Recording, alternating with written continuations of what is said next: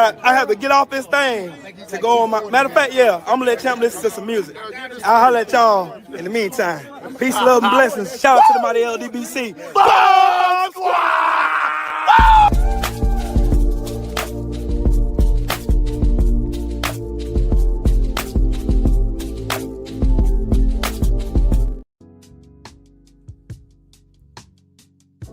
Good afternoon. Shout out to the mighty LDBC. I am Trill, Will LDBC, or NETANYAHU, and welcome, ladies and gentlemen. Welcome to yet another live stream for the Trill from the Ground Up podcast, hosted by yours truly, right here live on good old YouTube. Yeah, let's get some light on in here for the one time. Y'all know the rules of the house. Make sure, number one, you are subscribed to the channel. Make sure that you are clicking that bell icon so you'll be notified whenever I create content on the channel. Secondly, make sure that you smash that like button. Smashing the like button pushes this video into the algorithm so that more eyes that need to see it can and will see it. And number three, donate to the channel. Your donations are greatly appreciated, and I thank you all in advance. Who we got in the building? Miss Nina's in the building. How you doing, Queen? How you doing? Woke Mike's in the building. Salute to you, man. Jesse Farmer in the building. What's up, Brody?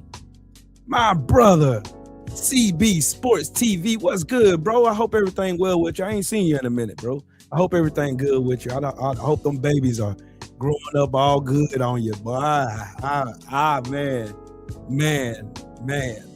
Hey, yeah, that's my dog right there. That's my brother right there. AB in the chat. What's up with it, family? LaWanda, how you doing today, Queen? Okie dokie. Let's get to it. Now, this one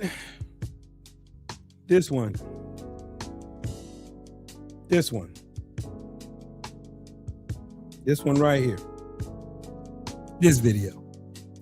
It's one of the hardest ones I had to make. Here we go. What's up, family? Hey, man, salute to them, man. Salute to them beautiful babies, man. Salute, bro. Nicole, how you doing? Korean girl says you cannot force people to like you. We're not. That's the wild part about it. We're not. We don't have to.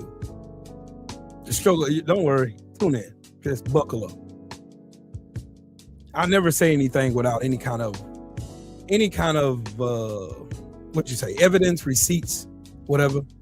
I never open my mouth to say or speak on anything where I don't have receipts. And I have plenty of them. So, that being said, the going narrative in America is we have a so-called BIPOC community.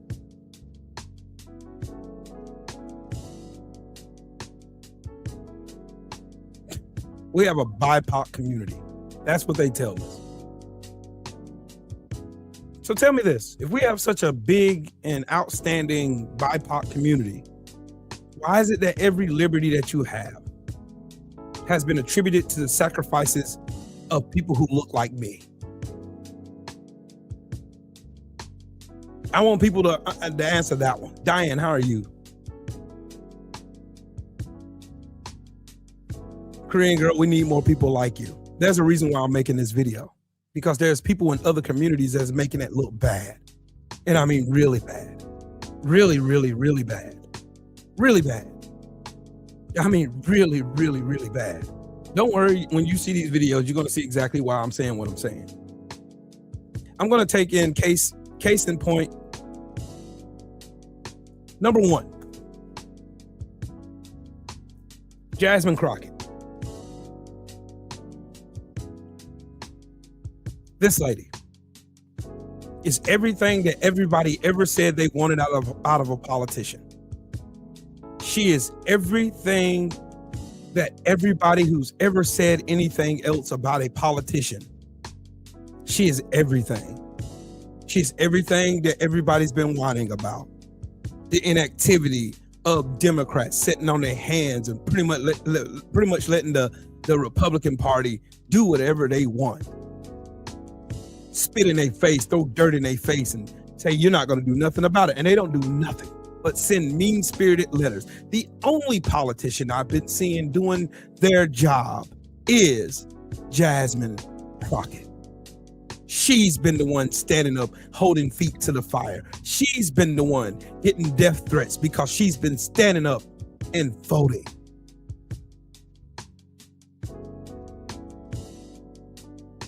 And y'all know what I've been seeing? It sounds good when they say, hey, we have a BIPOC community, black people, we all join hands with other marginalized groups in this country. And black people are always like, yeah, okay, let's do it. We need change. And then every single time, not only did it happen here, it happened with Kamala Harris.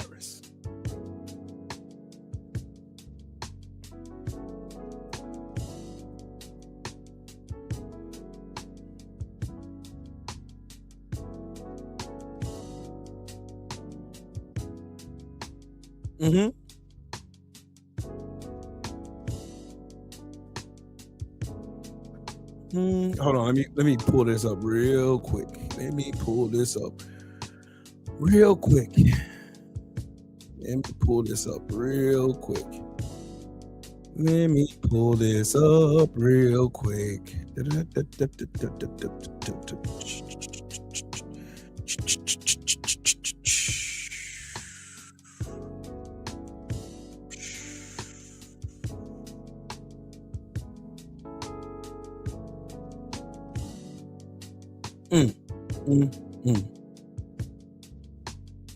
And then I got something I got to prove to you guys.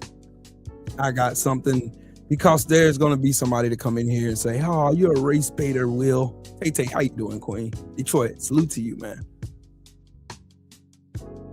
There's going to be somebody to come in here and say, Will, you're a race baiter. You're just talking about race, Will. Okay, cool.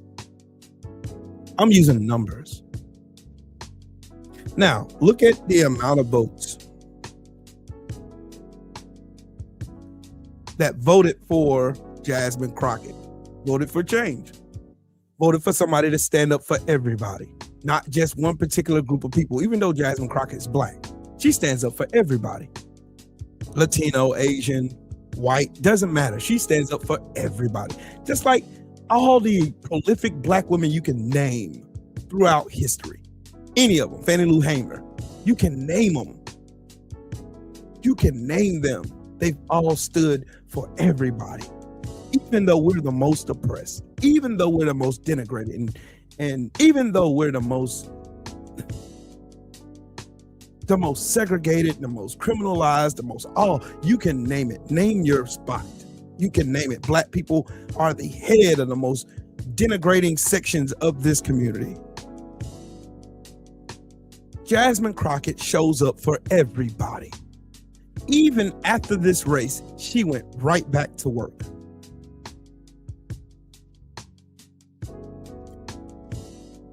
See, the reason why I'm saying this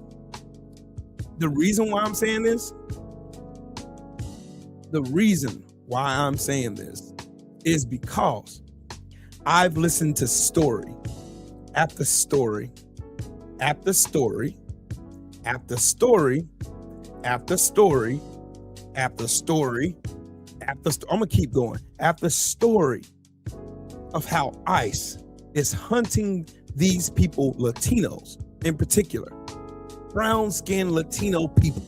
They are out here. If you have a slight accent, they're hunting you down, no matter your status. They don't care.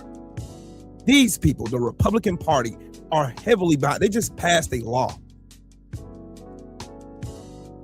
to give the Republicans passed a law to give ICE billions of dollars to hunt y'all down, racially profile you as they profiled black people. They did that. They voted in the big, beautiful scam to fund your captivity. And you still voted for the Republicans. And you still vote for Republicans. And you still vote for Republicans. And they've done nothing but denigrate you. They've done nothing for you. Nothing. Absolutely, positively nothing for you. Nothing. Nothing. Meanwhile,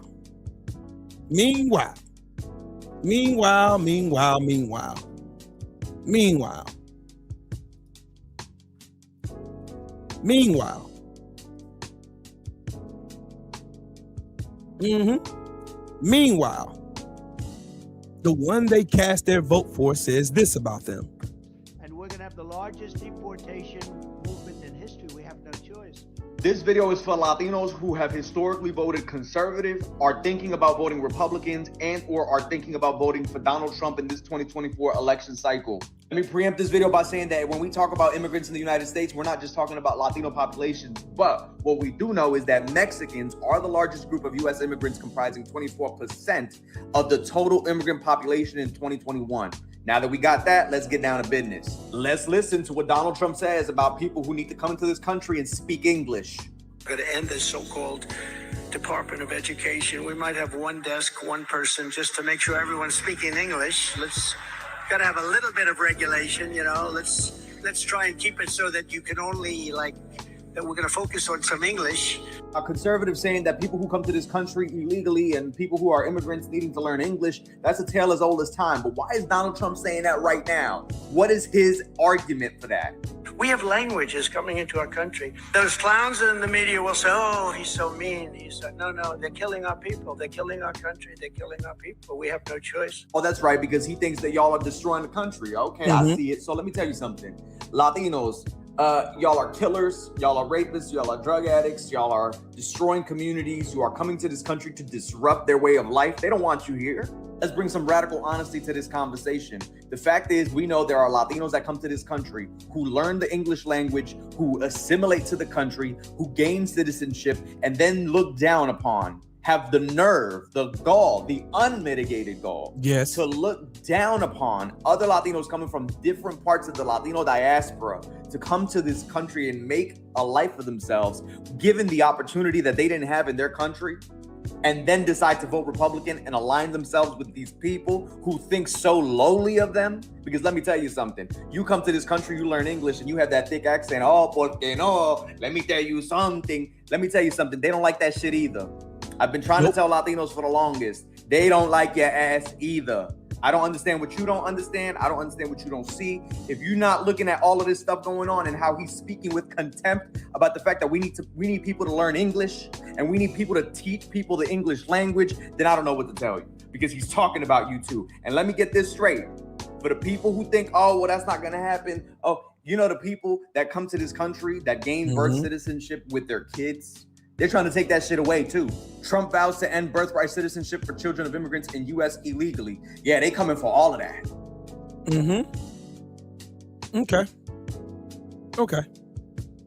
Okay. Then shall I continue? Because Will has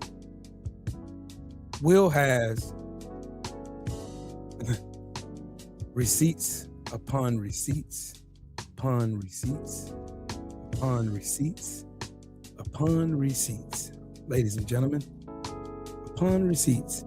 Okay. I'm going to take y'all in a time machine so y'all can see exactly what happened in 2024. Or Trump? Oh, you started? Oh, see what? Kamala or Trump? Yeah. Who are you voting for? Trump or? Trump. Trump? Trump. Okay, why? What? For the freedom. This is for the freedom. For the Republican. Okay. For the family. Okay. For the morale. For the principles. Okay. You know? Yeah. Trump, 2024. So, do you think, what do you think would happen if Kamala wins? No, Kamala no win. If Kamala won, destroyed America, the United States. If Kamala win, Kamala destroyed United States. She destroys the United States. Yeah, and Biden destroyed this country. Do you know the immigration? Do you know the price the food? Yeah, inflation. Yeah. Trump. Oh, See, y'all see, y'all see where I'm going with this, right? I'm going to show you. I'm going to show you. I am going to show you. I am going to show you. I am going to show you. Don't worry, I shall show you.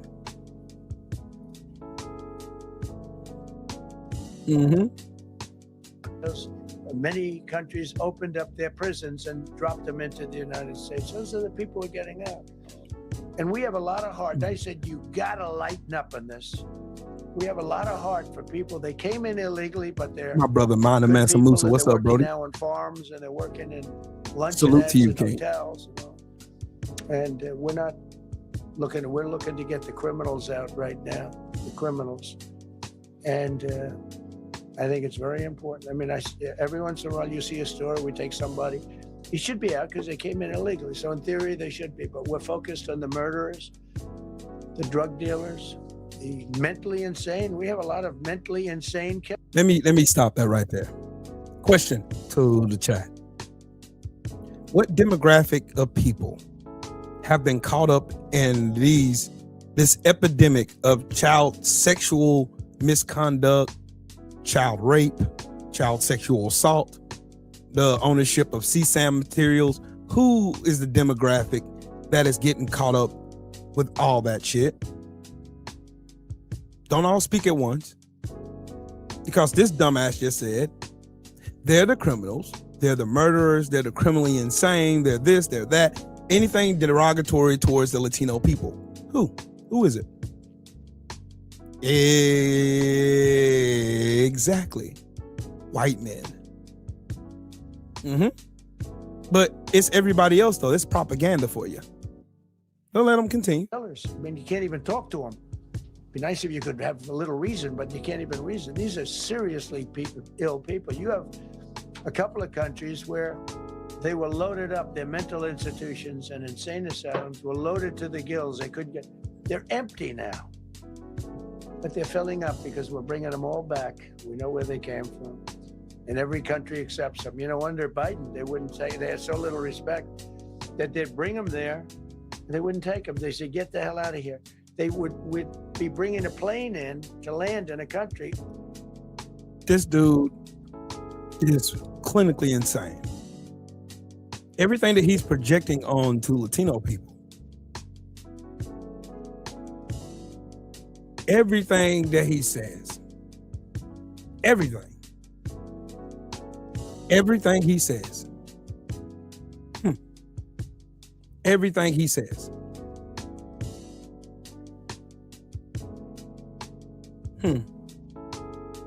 everything he says is a projection of who they are.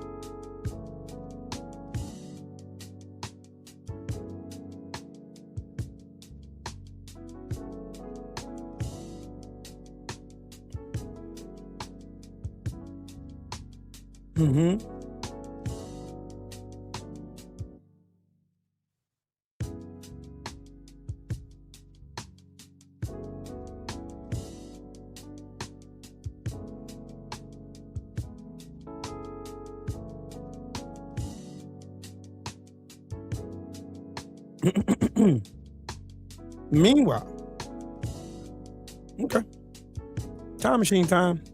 No mames, there's no way. You guys, I can't believe this is even true. Kristi Noem just celebrated her birthday. She turned 54. She posted this on her story. These are her grandkids, and she's at a Mexican restaurant. Yep, you heard that, a Mexican restaurant. Can anybody in the chat tell me how many Latino people were murdered at the hands of ICE? That's Kristi Noem, by the way, celebrating in a Mexican restaurant.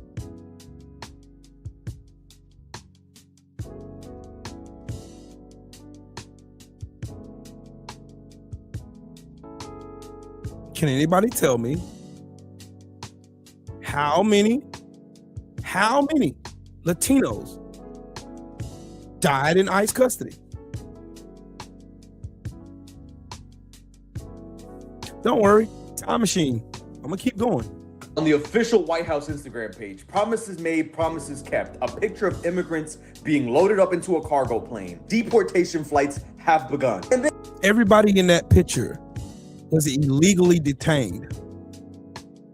I gotta say, you gotta give it to them, okay? They know what the fuck they're doing as it relates to showing the people that they are keeping their promises. They know how to manipulate the media, because baby, this is gonna be viral in 3, 2. But again, my question is, Latinos who voted for Trump, where the fuck y'all at? It's crazy that y'all see this shit and then y'all say like, oh, Hey, chosen one, how you doing, Queen? You know me. Bitch, they wanted to deport a white Episcopalian bishop who was at a prayer service and told Trump to be merciful to children. A white Episcopalian bishop. And your brown ass, Latino ass, Afro-Latino ass voting for Trump. Bitch, you poisoned the blood of this country. You poisoned the blood of this country. Oh, you bitches make me motherfucking sick. Sick. Don't worry, this is gonna be a hard conversation. I'm just gonna let y'all know that now. This is gonna be a hard conversation because it needs to happen. It needs to happen. It needs to happen.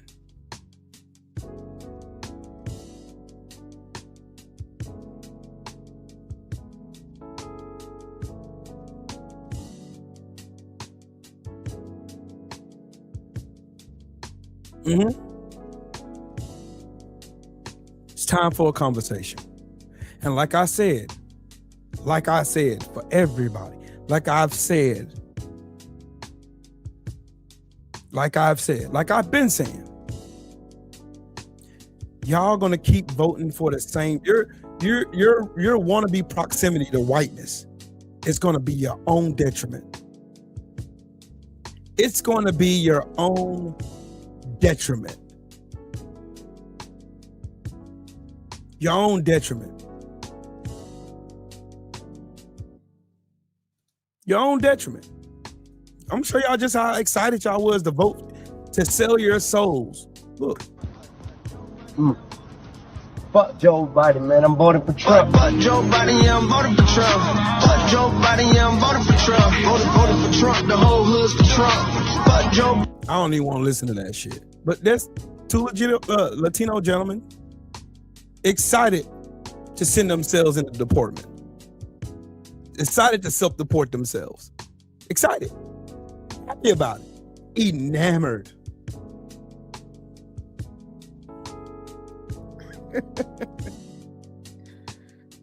Sheesh. Time machine time. Who is this gentleman right here?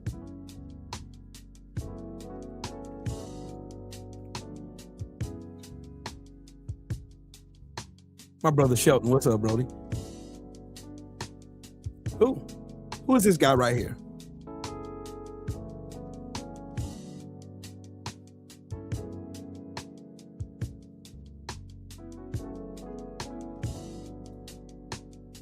You better hope Trump be alive to hit 2028, homie.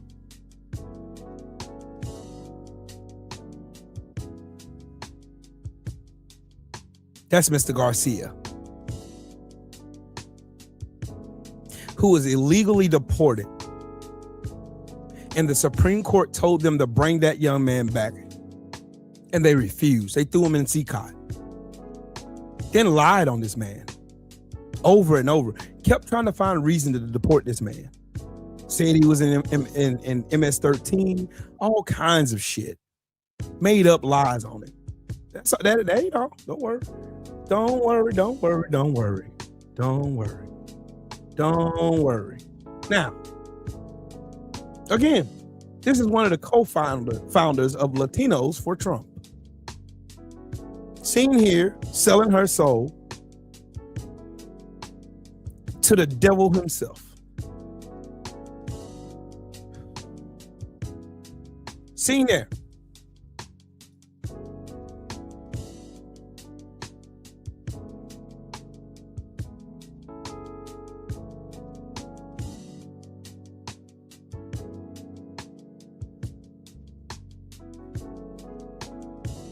Now, this gentleman right here shares my same sentiment. No, this ain't a Texas thing. This is a cultural thing. It's a cultural thing of anti-blackness. That's why it's transcended through white people, Latino, Somalian, Asian, whatever. And they've gotten so used with the wash, rinse, and repeat cycle that they just bank on the fact that no matter how dirty they do us, that black people are just going to fall in line for vote. But that shit ain't going on no more. It's not. And I don't even want to get into how dirty they did Jasmine Crockett. I don't even want to get into None it. of that I knew something was up when I got proven the true. telling me I had to vote at a specific location. I knew that didn't sound right, so I went ahead and did it. People were like, "No, I think you can vote wherever you want." I said, "No." They said it in the phone, to text it.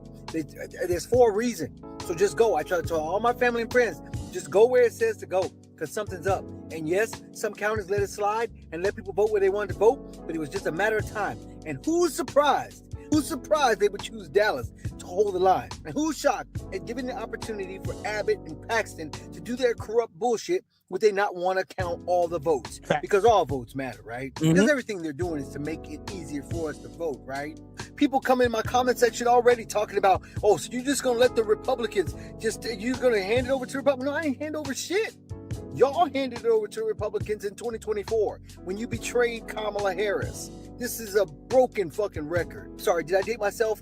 You're buffering. Every time there's a black person on the come up who's more qualified, who's more ready to be in that position, y'all go right to y'all's default settings of bullshit about they can't win. They won't vote for them. They won't vote for them. Well, why the fuck won't they vote for him?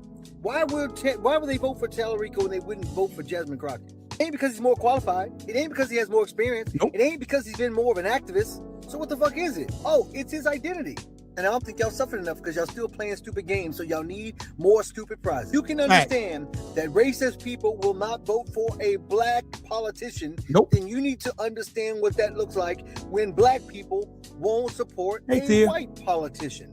Because we should be matching energy in 2026. Facts. Putting somebody in there is not the same thing as putting the right person in there. How the fuck can we reward the behaviors of a party that we are supporting betraying us for a candidate that's less qualified? What is the path of success for black people moving forward? That's going to handpick candidates that are not black?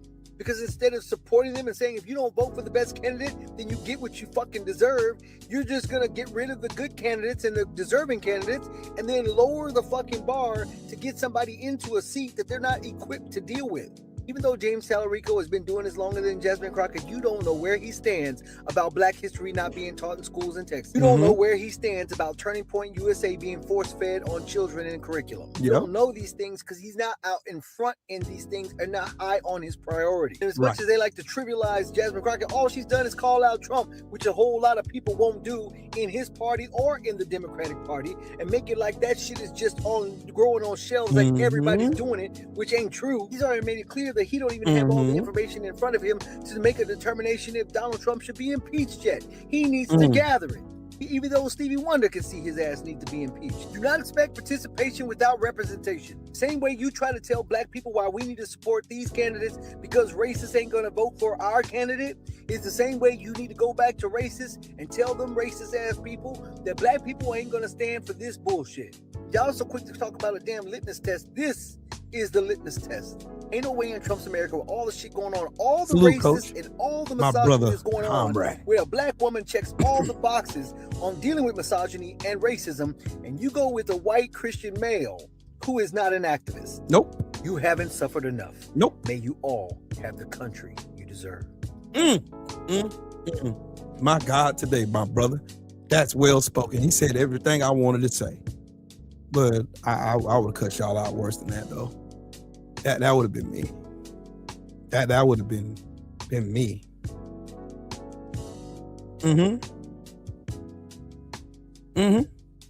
So this didn't just happen with Jasmine Crockett.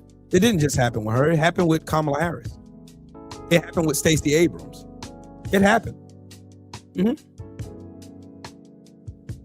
Y'all will look a black candidate who's more qualified, who has more to offer, who is actively showing you exactly what you've been looking for, and you would vote for that white man because he's comfortable to you.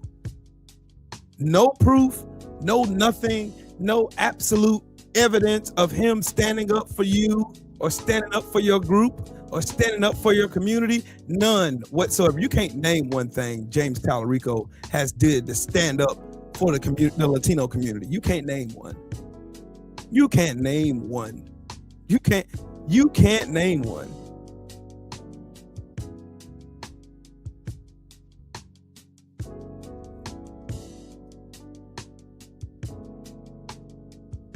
Don't worry, there's more.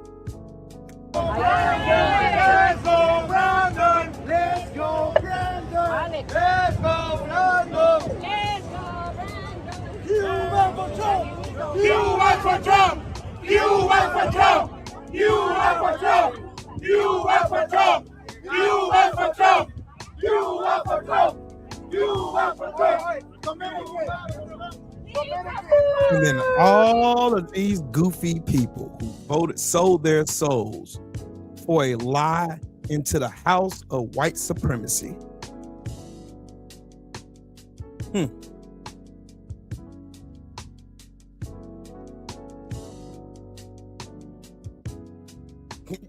Exactly my point. I'm gonna keep showing you yourselves. You gotta see this. You gotta see this. You gotta see this for yourself. Reason why you gotta see this is because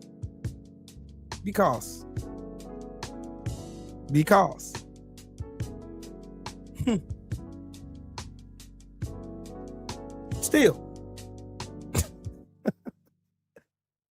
y'all gotta see this. Y'all gotta bear witness to this, because y'all already know where I'm going with this, right? I'm gonna show you yourselves in the mirror, because y'all have been constantly denigrating the black community, the very community that sacrifices everything and gets nothing in return. Don't worry, check this out. Voted for Trump because of the economy. I'm sorry, I'm trying. How's it going?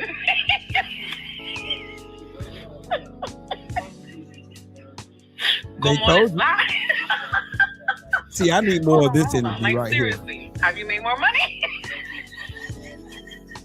Voted for Trump because of the economy.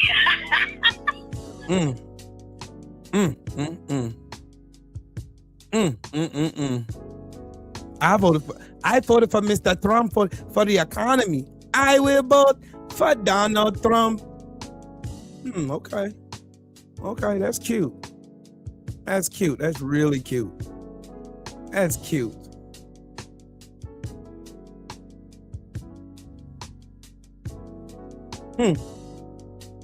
Americans are not getting.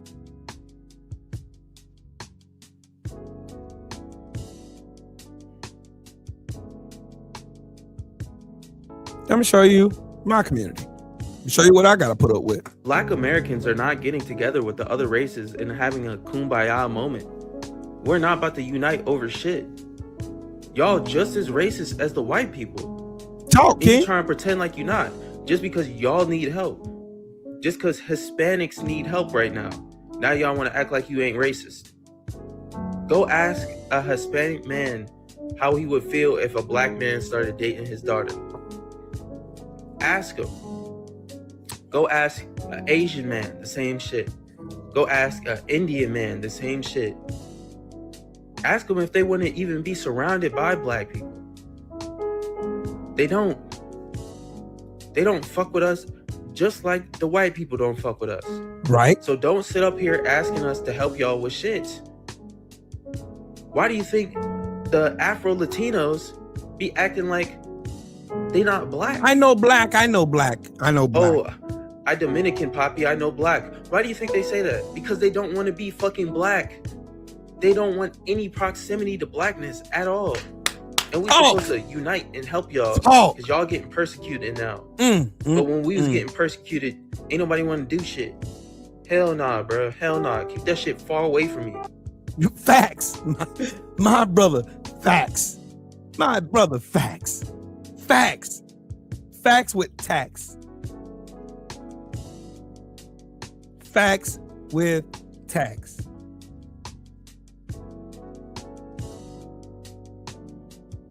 Facts with tax.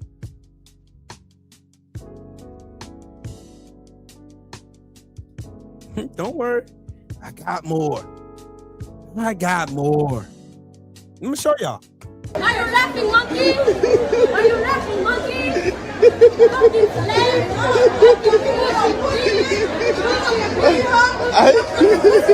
Don't touch me. Touch me. Don't touch me. Don't touch me. Your man's bleeding. Your man's bleeding. Your man's bleeding. Your man's bleeding. Listen to him. Listen to him. Is this the same group of people that's begging black? Are you laughing, monkey? Listen, I want y'all to listen to this.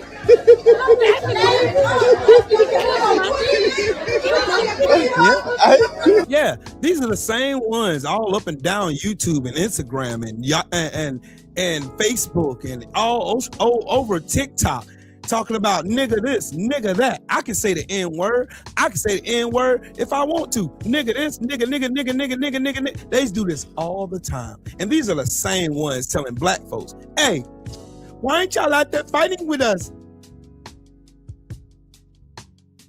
Why ain't y'all out here protesting with us? You see what they're doing to us? We're being marginalized. Yeah, we know. We told your stupid ass. We told your stupid ass. We told you.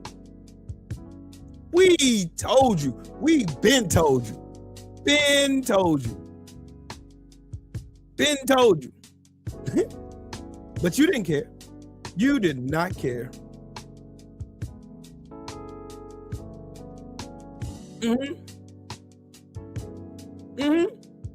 Don't worry.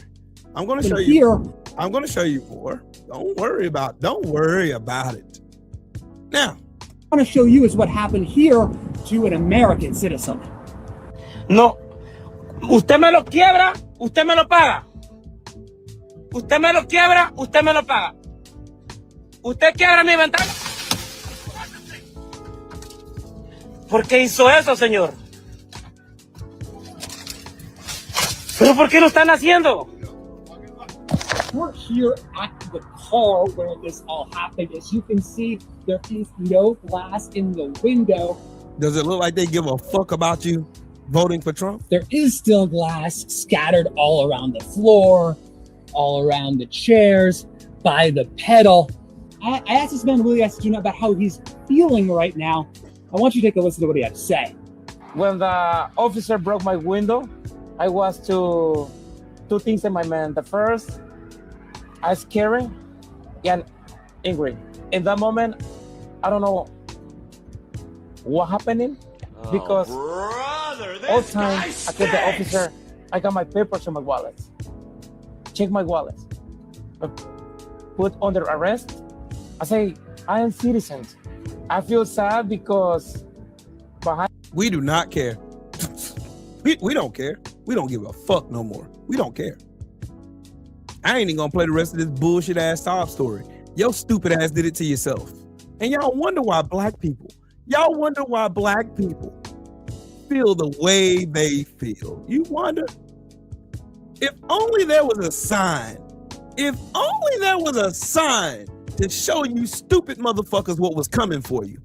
I wonder.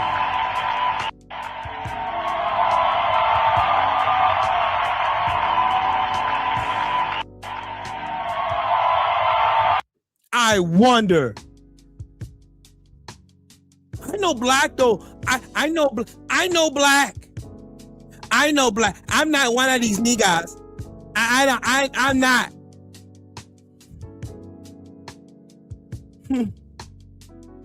Every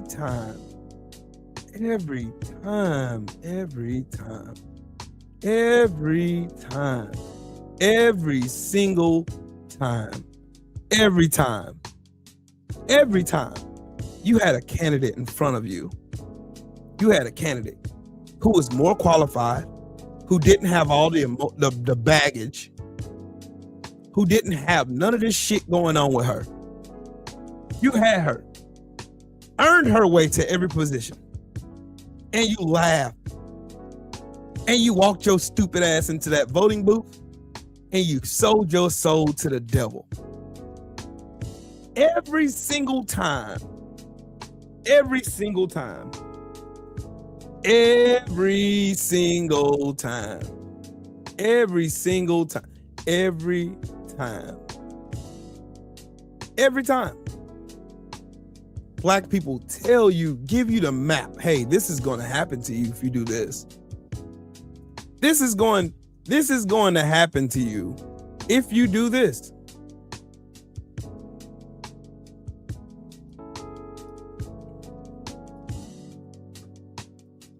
I want y'all to listen to this. Hey, just real quick. But this to my Latino brothers and sisters that follow me on here. I'm trying to get y'all to educate me on something. I'm being dead ass serious. I ain't even being funny. I'm trying to see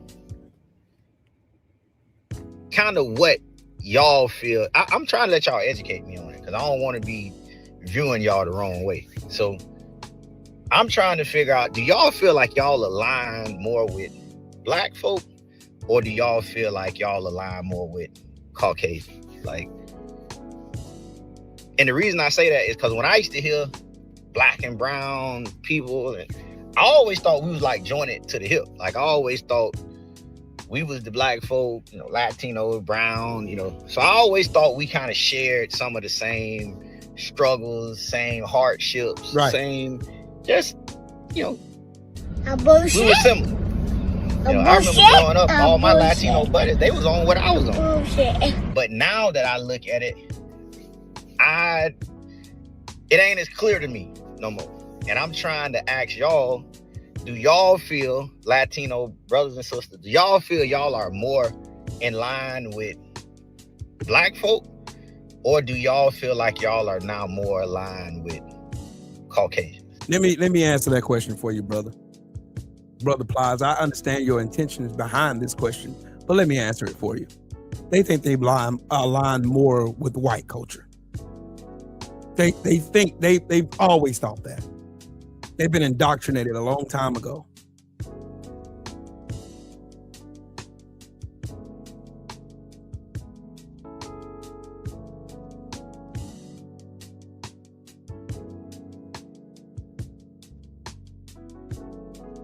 Minorities as okay.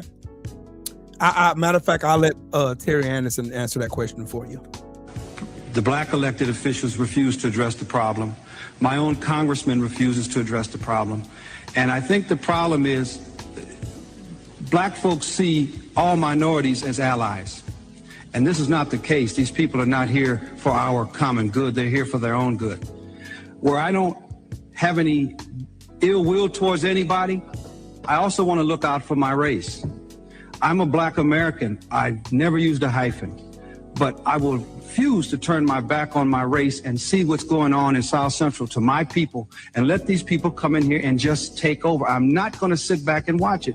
And I think it's a terrible thing, a horrendous thing for anybody to see this going on and say, well, he's a minority like me, so I won't speak up. I don't care where he comes from. The key to this whole thing is stop the denial, stop the alliances of, in other words, he's a minority like me, so I can't speak up against him. If this was white folks committing these lynchings to us in South Central, what's going on, there would be an outrage in this country. We have had firebombs thrown through windows. We have had people's cars burned in the driveway because they happened to move into the wrong communities. We had a lady who moved to East LA, came to the state from the South, not knowing what East LA was. It was an all-Hispanic community. She wasn't there one day. We had another man who was burned out of his house in Torrance last year. We had 5 murders in Hawaiian Gardens just because the people were black. This would not be tolerated if this was white on black crime. But the fact that these people come here, and it's the numbers, sir. It's the numbers. They come here in the numbers. They build up the Hispanic community, and they get this sense of power against us. And there are race riots in the schools every day in Los Angeles. It never makes the media. The black kids are being run out of the schools every day and told to go back to Africa. It never makes the media. We are having people who are being discriminated against on every avenue of society, economic, schools, even in our prisons now. See? But don't worry, I got more. I got more. So check this out. Latinos align with Latinos. We don't seek validation nor play the victim card. We don't blame the world for our problems. We find solutions. Why? Because we stick together. We respect anyone who respects us. We don't want to be like nobody. Trust me on that.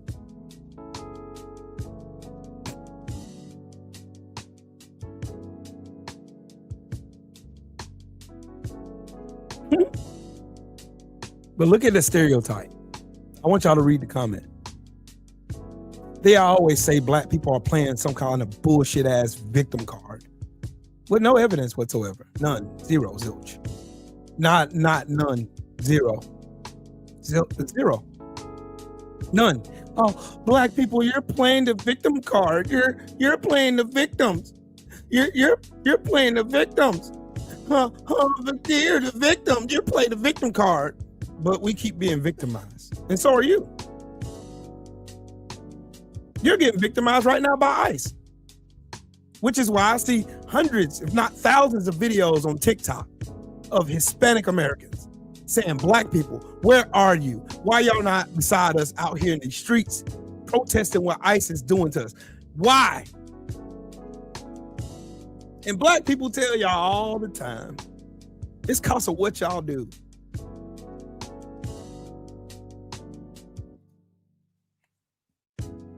Don't worry. Y'all remember her? It was caught on tape.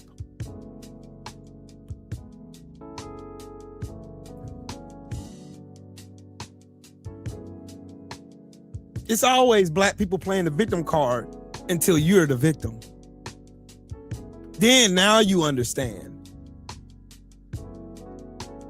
Hero for hire, absolute facts. We have no allies. We are literally in this shit ourselves, but we're always the first in line to save every fucking body. We're always in line to save everybody. All of the civil liberties that everybody get to enjoy in this country, any marginalized group you can name, white women, everybody you could name, I don't care who they are. They only enjoy the liberties they have because of the sacrifices of black people, period. The end of story. The end of story. The end of story.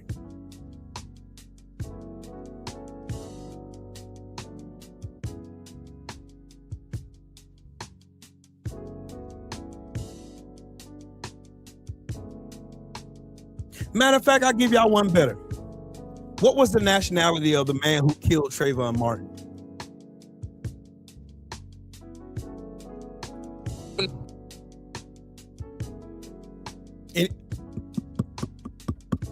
Let me run that back.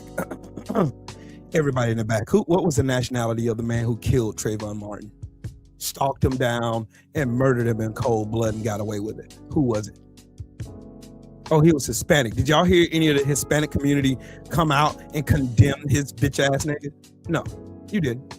You seen him making jokes, making memes, denigrating the name, lying on this 17-year-old kid.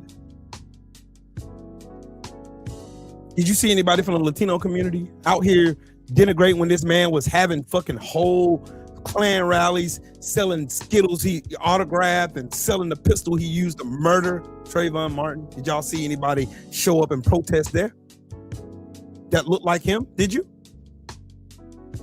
I gotta make this shit a reality for y'all, because y'all keep the Latino community, this black and brown bullshit coalition shit. I remember a time on YouTube not too long ago, I was talking boxing then. And there was a certain content creator who I will not name, was legitimately starting this whole black versus brown boxing enemy shit on YouTube. We weren't bothering nobody. They targeted the LDBC because we're the most popular boxing community on YouTube.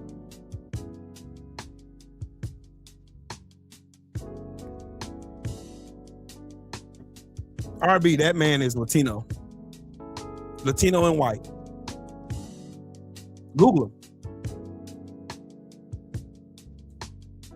I told y'all this is gonna be a hard conversation, bro. This is gonna be a hard conversation, a hard one. And I hate having to have this conversation, but some reality needs. He's not white, RB. Watch this. I'm gonna Google it.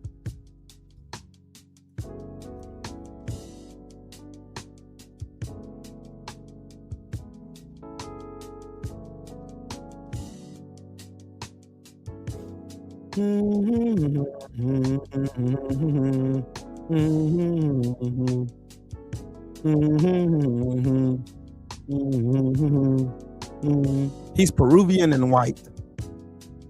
He identifies as Hispanic. Don't worry, I'll show you. You know I don't ever say anything without being able to prove it, right? Right? Read that. Read that. I'm sorry, bro. I gotta have the conversation. His father was white.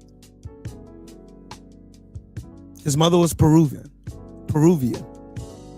Sorry. He identifies as Hispanic. There you go. Right there. Receipts. Sorry. Sorry. Not sorry.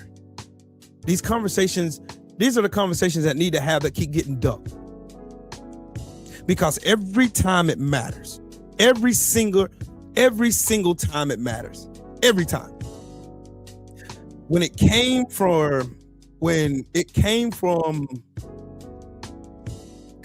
electing Kamala Harris for real change in this country, Latinos voted for Trump. Even after the fact that he said he was going to start on day one deporting every single one of you. Every single one of them. He even said it. They had mass deportation signs out of his rallies, and you still went in the voting booth and voted for Donald John Trump. Said, fuck that black lady. Fuck her. We have to have these conversations, RB. I love you enough to tell you the truth. Y'all already know how I get down here. I don't duck, I don't dodge no smoke. Because the reason we're in this mess is because of that. Because we're scared to have those conversations. We're scared of offending people.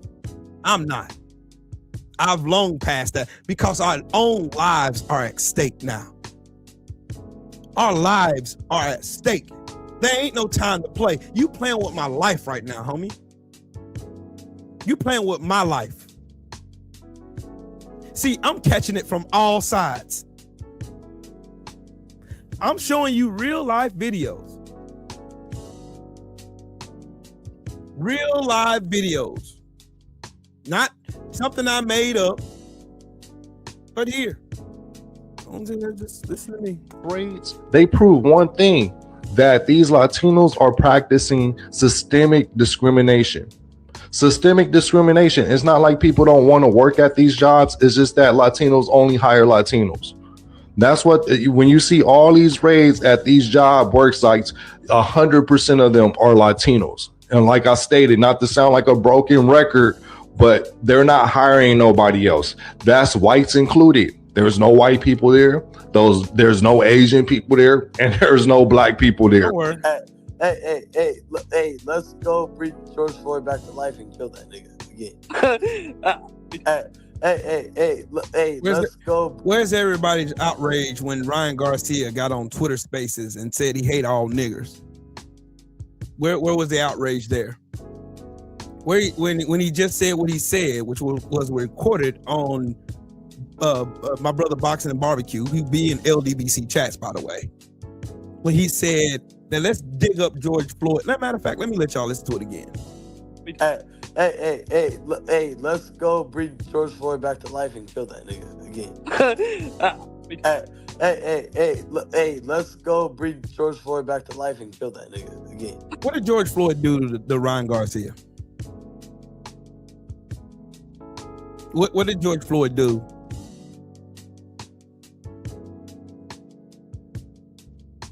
That's the problem right there, RB. That's exactly what I'm talking about. You have many people who are Latino who are trying to assimilate to white supremacy, and they think white supremacy is the answer. And that's the reason why they're so anti-black. That's the reason why. That's the reason why I'm talking about it. because they want to assimilate. They want to be part of this white culture when there is none. Like an older Mexican man won't let his daughter date a black man, but she could date a white man. Because of the skin color. It's almost sad because they say para mejorar la raza. Yeah, That's what they be saying. To better the race. Yeah. Fucked up. Fucked up, bro. They're fucked up, bro. So when my grandma moved to the city, and my grandpa moved to the city and they met, my grandma automatically just seemed better because she was with this guy from Michoacan that was light skinned and white with green eyes. And she looked like Felipe, dark, short, and that she thought she was better, fool. Like, I swear to You're hearing it out of a Latino man's mouth. His grandmother, when she met his grandfather, she thought she was better because she met a white man. This ain't a one-off, bro. Ryan Garcia, even though he doesn't speak Spanish, he is Spanish. His daddy, Hector, told Bill Haney he has that nappy ass hair. Racial epithets. That was extremely racist. Yeah. It sounds good, but it's too much evidence.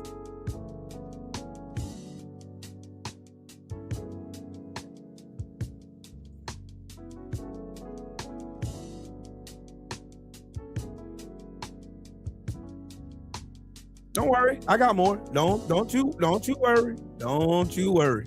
I got more, RB. Trust me, I got more. This lady called me Grande Mayate, and you didn't know I spoke Spanish. You shouldn't have called me that, and you could have apologized, and she did too.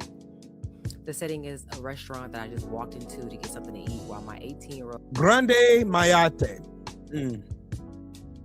took my 5-year-old and 4-year-old to get them ice cream. I simply asked for a to-go menu, and while I was scanning the menu, 2 of the waitresses started to banter in Spanish and started talking about me in Spanish and referred to me as a Mayate Grande, which is a large N-word or a large, basically derogatory term. For context, my father's Panamanian. He was born in Panama.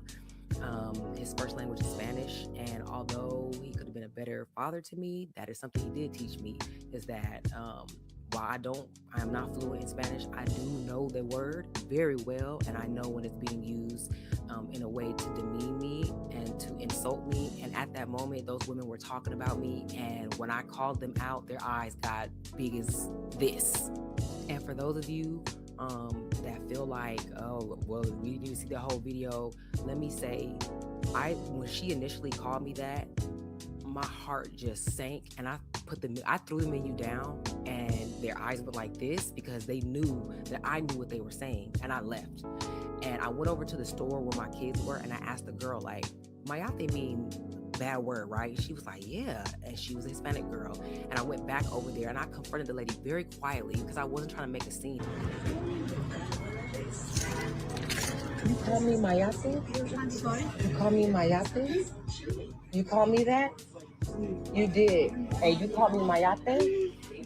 You call me that. That's first of all, let me tell y'all something. You don't know what people can understand. And that was so unkind of you. That was so unkind of you. No. You can even say sorry. See, people want to assimilate to hate. As long as I can feel more powerful than another race of people, as long as I can feel powerful, as long as I can feel like I'm better than these people. At least I'm better than these people. They look at us like animals. You can't name a period in history where Black Americans just systemically went after Latino people. You can't name a time in history. But Black people get the most hate from these people. You can't explain it, can you? You can't, because there is no explanation for it. There ain't.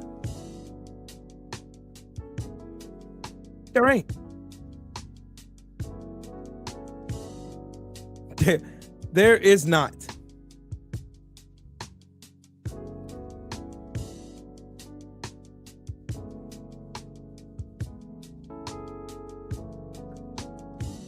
Then there's this.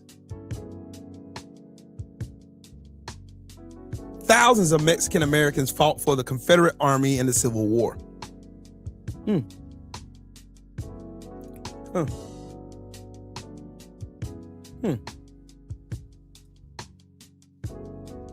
Let the Negro fight his own battles.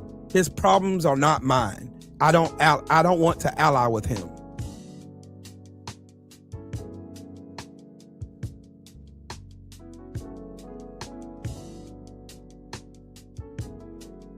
We are not and have not ever been a civil rights organization. Personally, I have the word.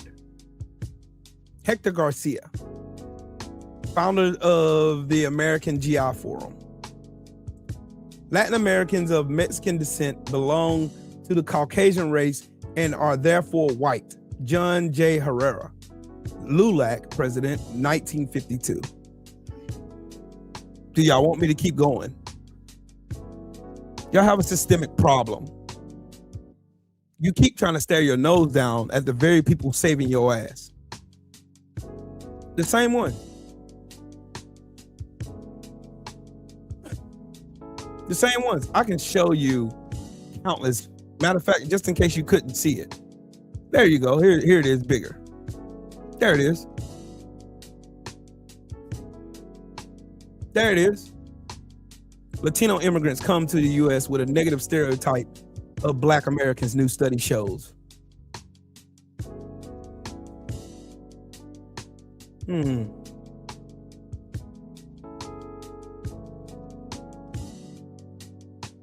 Okay.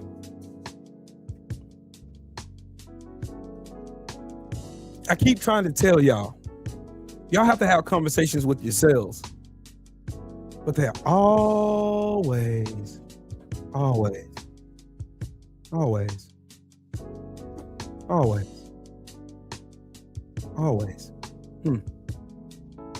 They always got their nose stuck down at us. They always do.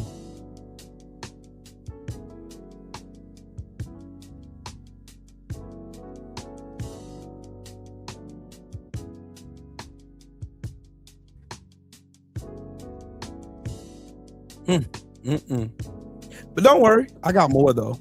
I got more. Trust me, I have more. Y'all know I always come with receipts, right?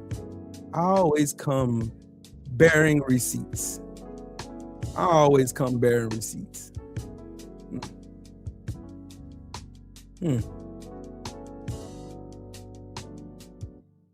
So then there's this.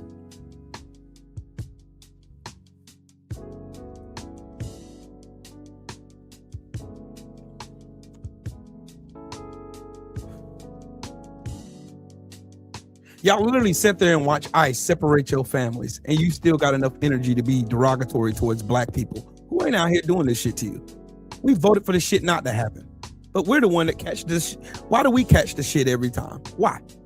Why do we always get the bad? We always get the denigration. We always get the look down on. We always get that.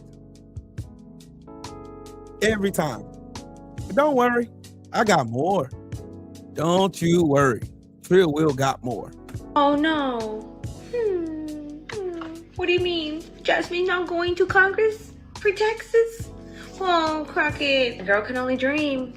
Listen, Jasmine, what was that one quote that you said? Let me think. Oh yeah, we done picking cotton. You can't pay us enough to go find a plantation. Yeah, you remember that? I remember that.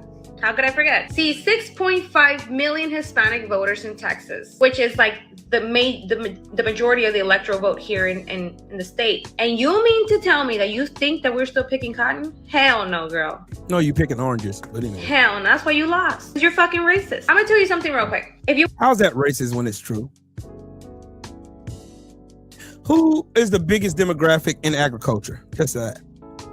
Name that. Who's the biggest demographic in agriculture? Latinos, right? So where did Jasmine lie? And how did you turn that when Black people have systemically been in the fucking fields picking cottons for free? For free. Never repaid for it. So what made you get your stupid ass online All proud. Jasmine done got in Congress. Jasmine. So what happens when ICE kicks in your door? What happens when y'all put that fucking goofball Hot Wheels back in office as governor again, and he sends ICE after your stupid asses? What happens then? So y'all are happy now? Yay, no Kamala. Yay, no Jasmine. The two women who's gonna fight for you. Yay, no Stacey Abrams. Yay, they're not in the office. Cool.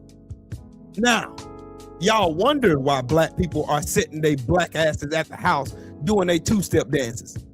Y'all wondering why black people are minding their black ass business. That's why. Don't worry, I have more. Don't you worry. Don't you worry. Don't you fucking worry. Don't you fucking worry about it. Don't you worry about it. Don't you worry about it. Don't worry. Don't you worry. No, don't you worry about it. Because Trill Will's going to show you. Trill Will is going to show you.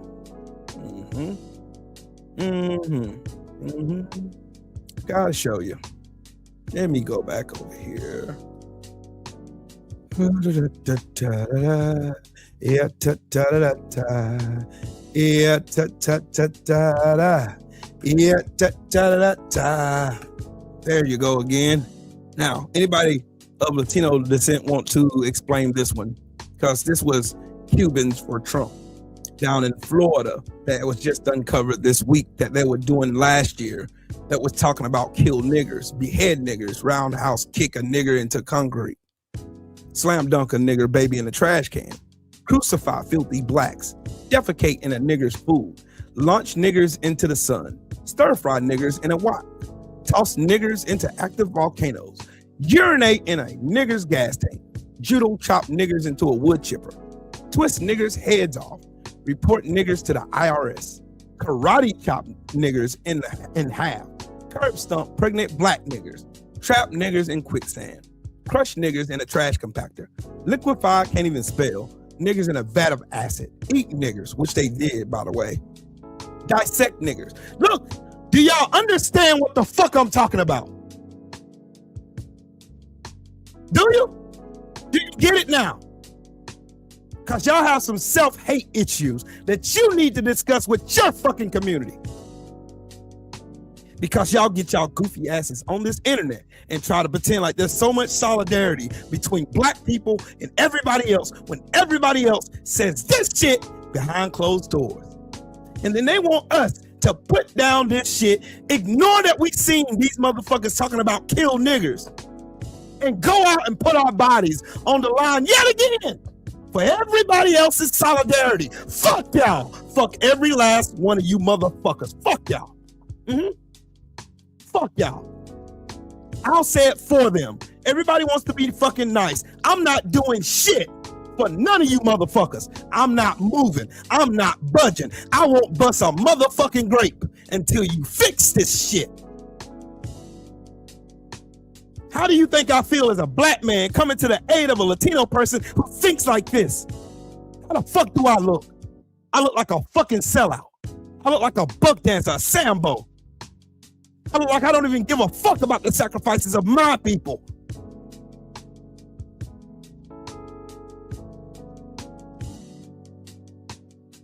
Now y'all wonder why, oh, he's angry. He's an angry black. Would you be happy seeing somebody say grind nigger fetuses in a garbage disposal, drown niggers in fried chicken grease, vaporize niggers with a ray gun, kick old niggers down the stairs, feed niggers to alligators, slice niggers with a katana?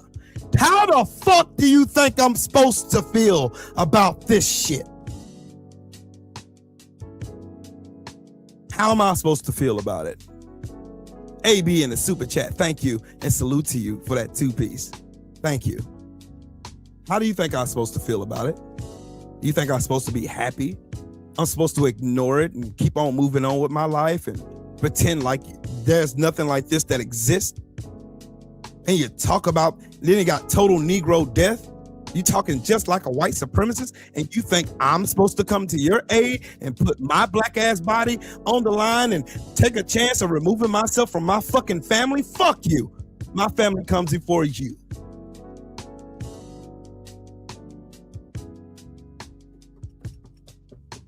But I don't see that same energy. I don't. I never see that same energy when you see shit like this coming from the Latino community. I never see shit. I never see motherfuckers in here getting on these motherfuckers' ass. And look who the motherfucker who did that wrote this shit. Look at him. This fucking clown would never say this shit to me in my face. Would never say it. In a billion years, he'd never say it.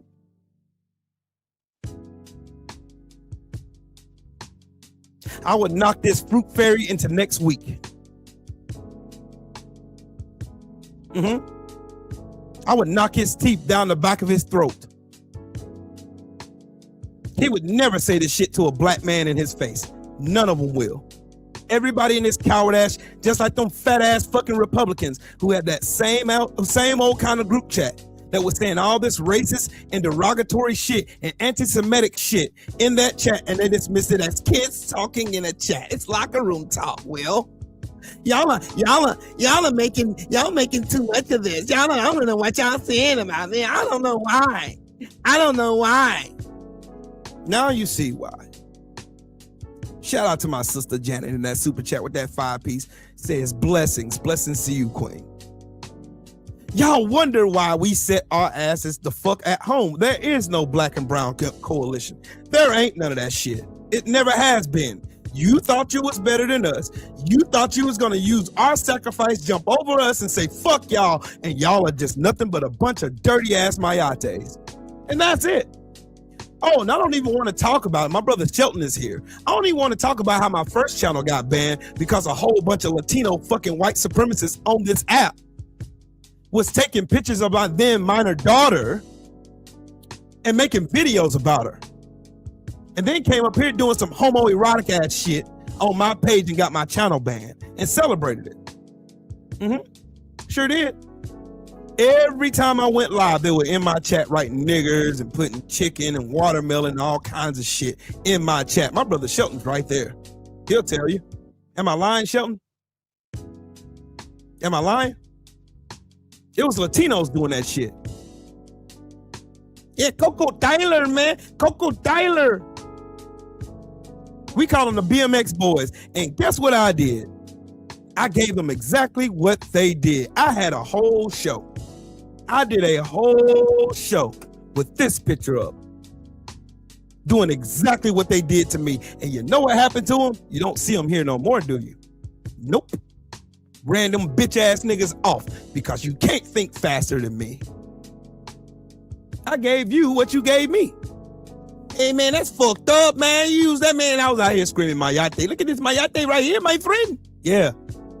Had the Mexican music playing in the background. Them motherfuckers was pissed. And I had a ball doing it. You know why? You got to give motherfuckers what they give you. Oh, Will, you're a racist, Will. You're a racist. So, and what's your point? Where does it look like I give a fuck anymore? I don't care. You're going to have to fix this shit yourself. You know why? Because you keep thinking, you keep getting into your feelings and thinking, oh, as long as I can suck up to these white people over here, as long as I can go over here and suck up to them, I'll be okay. I'll be fine. I will be fine. I'll be fine. It'll be okay. I'll be all right. All I got to do is just be racist towards some black people for no reason.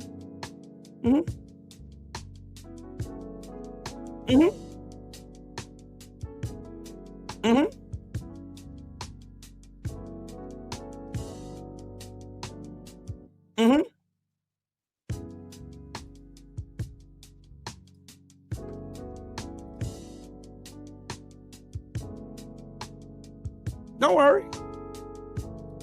Don't worry. I'll show you them too. Look, another Latino American.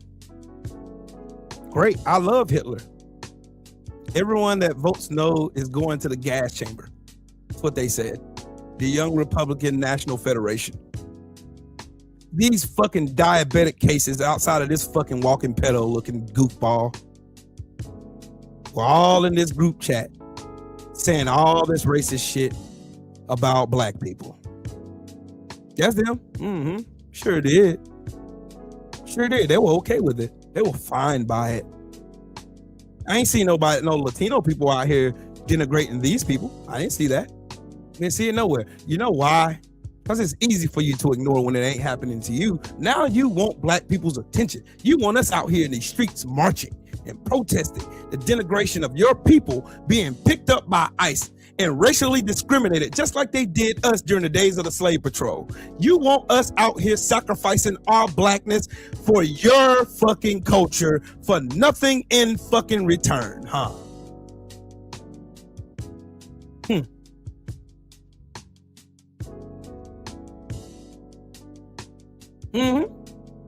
I ain't marching for shit. I ain't doing a bitch ass thing. Good luck with that. Have fun. Let me know how it come out for you. The one who was saying that shit is this motherfucker right here. Now, do this look like a motherfucker that's gonna go out and kill niggas unless he got an AR-15? Like we ain't got him? They always want to denigrate black people to try to make themselves feel like they're more important than they really are. And just like the Queen said on her video, y'all are the new NWA. Y'all are niggas with accents. That's all. And these white supremacists see you the same damn way. They're the same. They see you the same way. This fucking walking goofball would never utter one word he said in that chat. He wouldn't utter one fucking syllable talking about nigger this. He would not say one word. I guarantee you, on everything I own, he would not say one motherfucking word to me.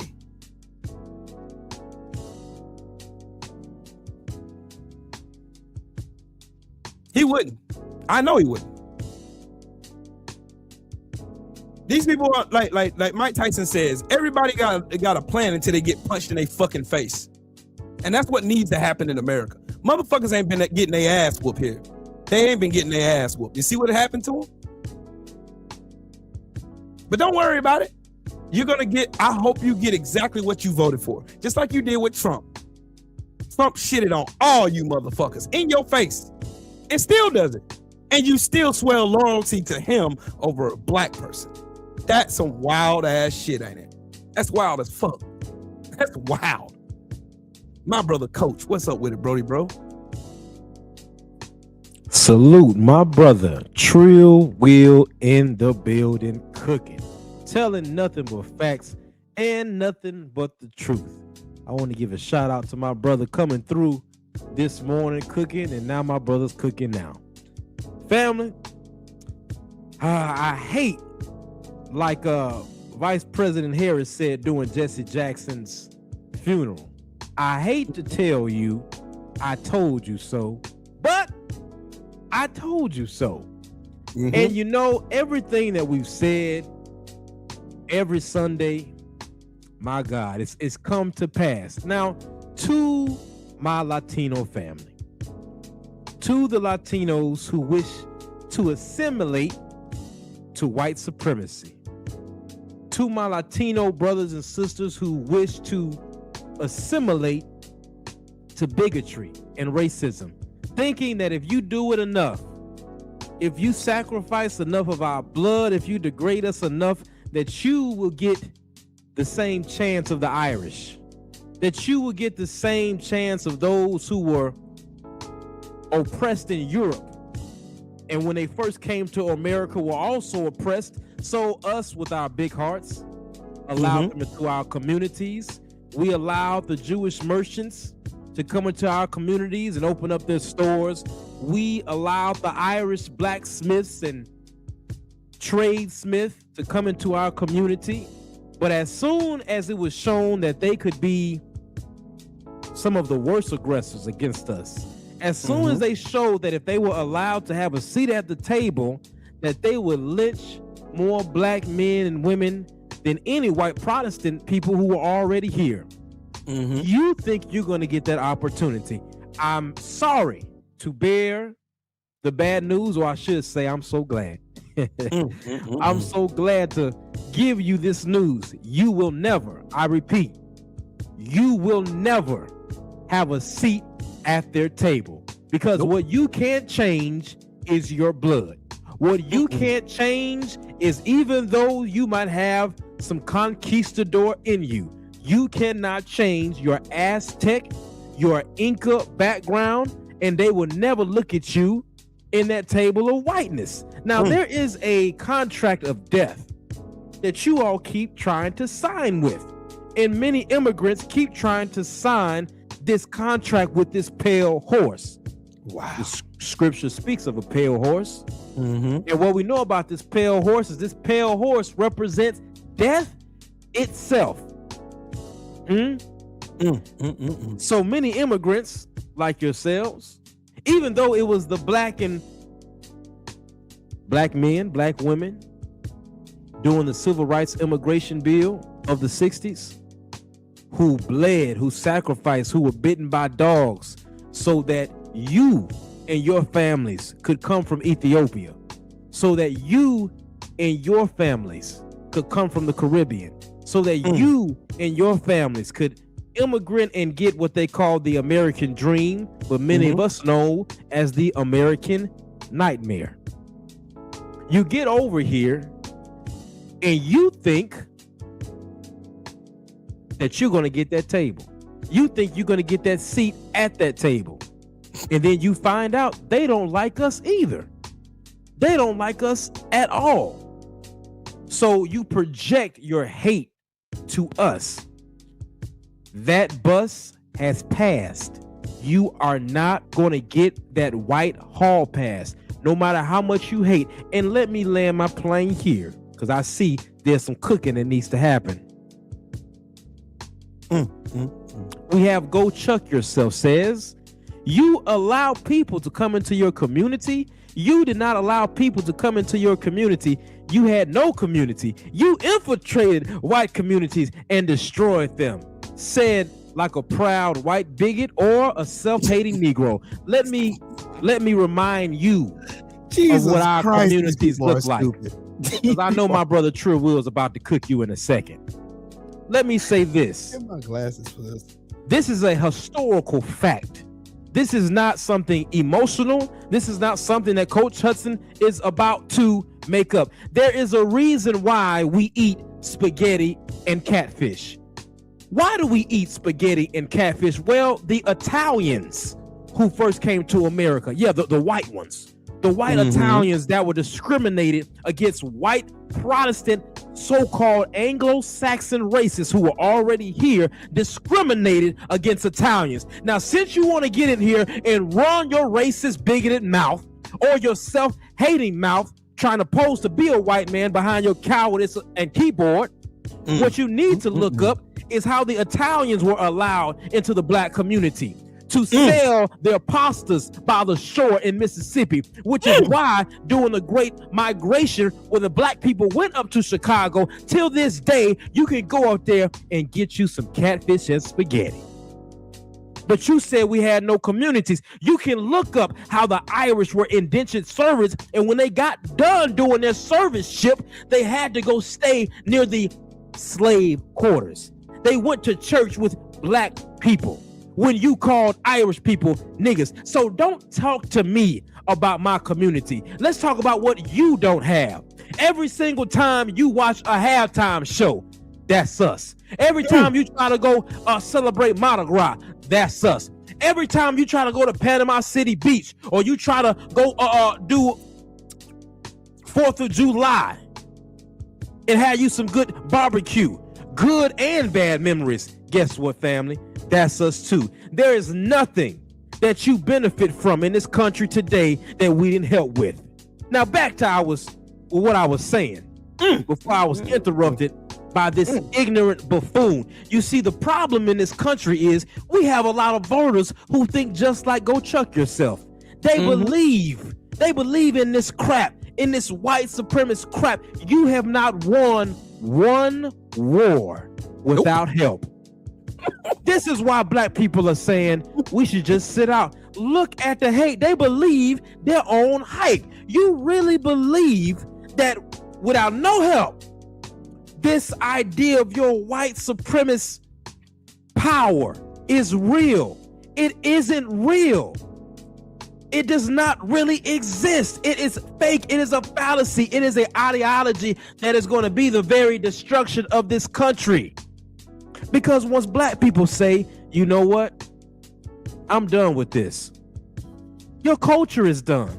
The seasoning on this country is done. What would your award shows look like without black people? Now, this isn't about me saying my race is better. This is about facts to try to remove the ignorance from your Peabody brain. What would an award show look like without black folks? What would the U.S. military look like without black shows? You know, there's a movie called Saving Private Ryan. And in the beginning of that movie, you just see all of these white Americans being blown up. And somehow Tom Hanks and his crew, they get together and they start making their way up the hill, and they leave the part out of history where they show that there were indigenous Americans who were using a code of Native American language to help the bombs reach so you could keep going up that hill. Keep cooking. But they're not going to show that in Hollywood. Your white supremacist everything from the movies to your literature to your education has made you ignorant, dumb, deaf, and blind. Now, family, I got some good news and some bad news. Here's the good news. The good news is you ain't got to worry about a lot of those black folk no more. Nope. The good news is we have realized that we have to let it burn. We have realized that when Dr. King said, I fear I have integrated my people into a burning house. This is the burning house. This is what it looks like. January 6th, you all stormed the Capitol. You were ready to overturn the election. What I just knew after the release of these files that billionaires' assets will be burning down. I just knew that after these files, it would be almost a civil war in the cities of America. But we don't see it. So that lets me know that you are hypocrites. You are cowards, and you only have that smoke and hate for black people who can't defend themselves. Because we've seen, like with the deacons of defense, we've seen what you do when black folks know how to defend themselves. You leave us alone. But when we're prospering, when we're out messing with nobody, just trying to be successful, like Black Wall Street, you know what you did. Amen. Like Rosewood, you know what you did.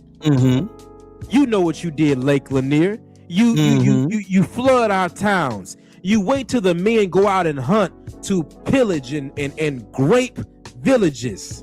But you have men here, like Go Chuck yourself, saying that you did not allow people to come into your community. All the people, let me be straight, I land my plane here.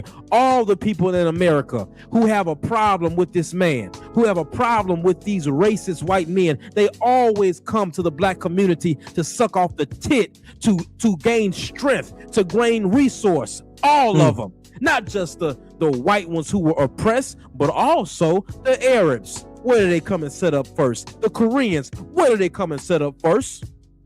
The Italians, the Irish, you come to us, but you know what? Black folks are tired. We're done. And you all just showed us that even with all the knowledge you just found out in those files, even with you all getting Jasmine Crockett out of there, guess what? We realize you all put those same good old boys who have promised you absolutely nothing right back in the office just so you don't have to see that black face. I land my plane there. Don't worry, ding ding, tag in Trill Will. Back to your comment about you allow people to come into your community. You did not allow people to come into your community. You had no community. Let me stop right there. Get them. America is the black community. Every innovation you can name came from black hands and black thought. They didn't kidnap dumb people from Africa, you fucking moron. They kidnapped scientists. They kidnapped engineers, doctors, lawyers. They kidnapped scientists, astrologers. Everything you know, everything you get to enjoy in America has been at the sacrifice of black people. Black people. Everything you've come to know in this society has been done because black people sacrifice for it. Your ability to vote, black people sacrifice for it. Your ability to own property, black people sacrifice for it. Your ability to have civil liberties itself, black people fought for it. And for you to bring your goofy ass in here to think you're gonna, oh, I own that lib. I owned him. I showed him. You all y'all do is destroy him. Name one community black people have destroyed. I can name 100 right now. Matter of fact, I'll show you several. Now, these are communities. Let me remove your comment real quick. So, yeah. Let me remove your comment. There you go. Right there.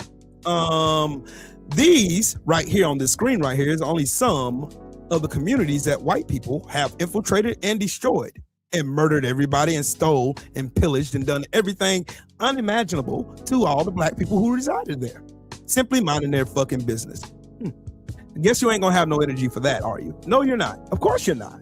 Because you live in this bubble, this lie, this white supremacist lie. You see the smoke on this screen? I normally have Trill from the Ground Up podcast lighting up this screen, but today I want all smoke. You did not mention one time about Chicago in 1919, where they blew up and bombed and murdered hundreds of people in Chicago. You didn't you didn't bring that up during the Red Summer. You didn't bring that up. East St. Louis, you didn't bring that up either. You didn't bring up Atlanta in 1906. You didn't bring up Charleston in 2015 when a white man drove down to the second oldest black church in America and murdered 9 parishioners who prayed for him. And they dropped them out. They stopped by Burger King so he can eat after he murdered these people for no reason. You want to talk about Ocoee, Florida? You want to talk about Opelousas, Louisiana, where they murdered those people for simply voting? Or you want to talk about that? You want to talk about building communities and burning them down? You've done it. Guess who infiltrated the black communities with crack? White men did. Who just pardoned Juan Orlando Hernandez, who trafficked it over 400 fucking tons of cocaine into America? A white man did. But you have no energy for him though, do you? No, you don't. You do not give a fuck. You don't care. You don't. You constantly live in this bubble of this lie, this mirage y'all painted for yourselves that you're so great and nothing would be anything without white inventions or white this or white influence. You have no culture. There ain't no country called white, bitch. It's not. Never has been, never will be. But we built culture when you stole ours from us. My brother Cali has family lineage who was murdered in the Slocum massacre. Right there. Right in your fucking face. But you don't care about that. You don't. You never have. You never cared. I don't care. Every time black people have been minding their fucking business, building communities, here comes white people with a lie. Like Tulsa, Oklahoma in 1921. Like Elaine, Arkansas, 1919. September 1919. Ain't that funny?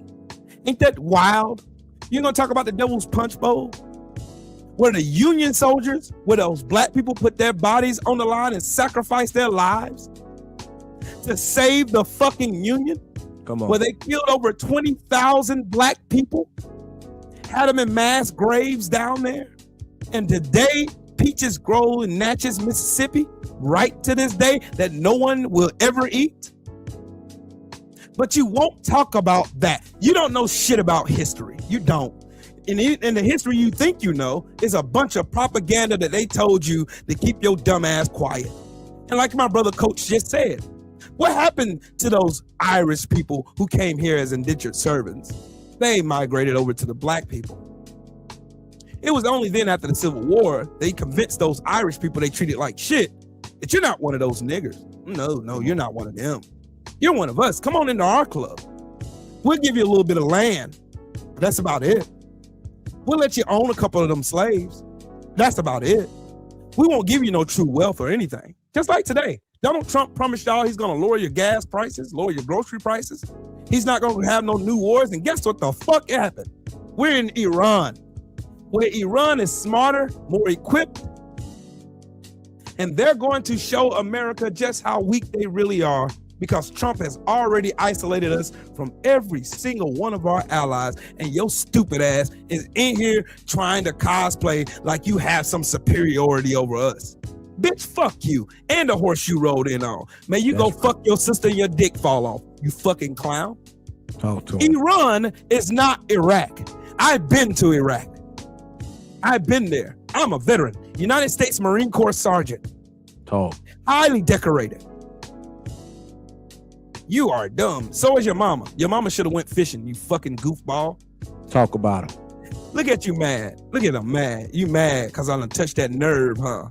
Touch that nerve, that good old white supremacist nerve, and you come in here, you're dumb, you're stupid, you're a clown. You crying now, huh? You crying. Oh, poor little baby, poor little snowflake need a hug and a binky. But do you got anything to say about Kristi Noem funneling hundreds of millions of dollars to fucking companies that you've never heard of, that's never worked with the government ever? You got anything to say about that, G? No, you don't. What about all the over $3 billion Trump's made since he got in the office? Name another time in history where Trump made that much money. Sure didn't. You can't name one, can you? Nope, sure can't. You know why? Because Trump got over on y'all. He got over on y'all real good. Got over on y'all. Pull that wool over your eyes with that good old racism attached to it. As long as you can be better than the best black person, you won't notice Trump picking your pockets. Hell, give them somebody to look down on and they'll empty their pockets for Trump, just like they already have. Meanwhile, Donald Trump is kicking in your doors and kidnapping your kids like that 5-year-old little cute little baby wearing his little bunny hat and his little Spider-Man backpack just going to school like any other day. Then you come in here saying stupid shit like this, TDS, and you don't even know what derangement means. Y'all don't know definitions of words because you're fucking retarded. It's okay though. It's okay. You're still stupid. You're still dumb. So how's that coming out for you? Y'all voting and selling y'all souls for a rich man who's never worked a day in his life and he promised y'all the world. What does that scripture say, Coach? It said, "What profits a man who gains who gains the world but loses his soul?" That's right. How about the steps of a righteous man were ordered by God? So didn't Trump them tell y'all this was a holy war ordained by God? That's what So he said. since when did God commission the murder of 162 baby girls in school learning? When did God say that? When did he do that? Okay. When did God tell you to go to attack somebody for no reason because somebody else influenced you to do it?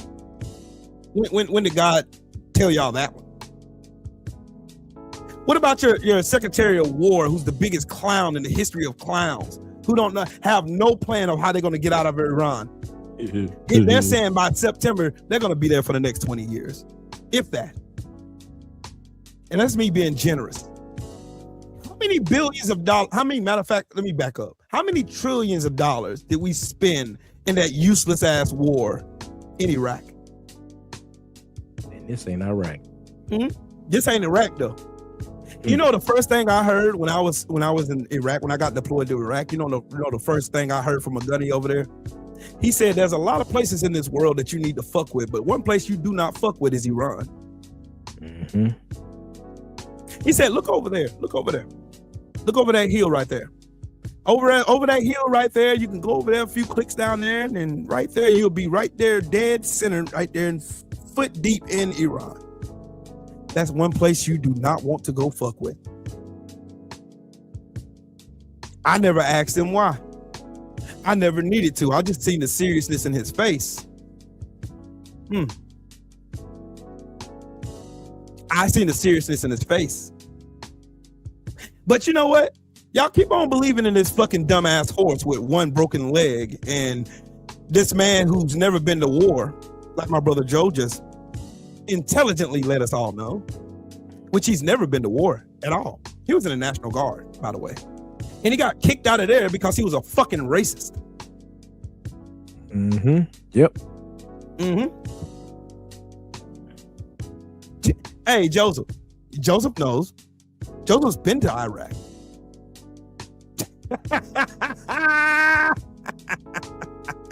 And y'all come over here pumping your chest. Oh man, see man, Donald Trump, man, See, I would vote for Donald Trump. Donald Trump gonna get yeah. Okay, sure. How's that going?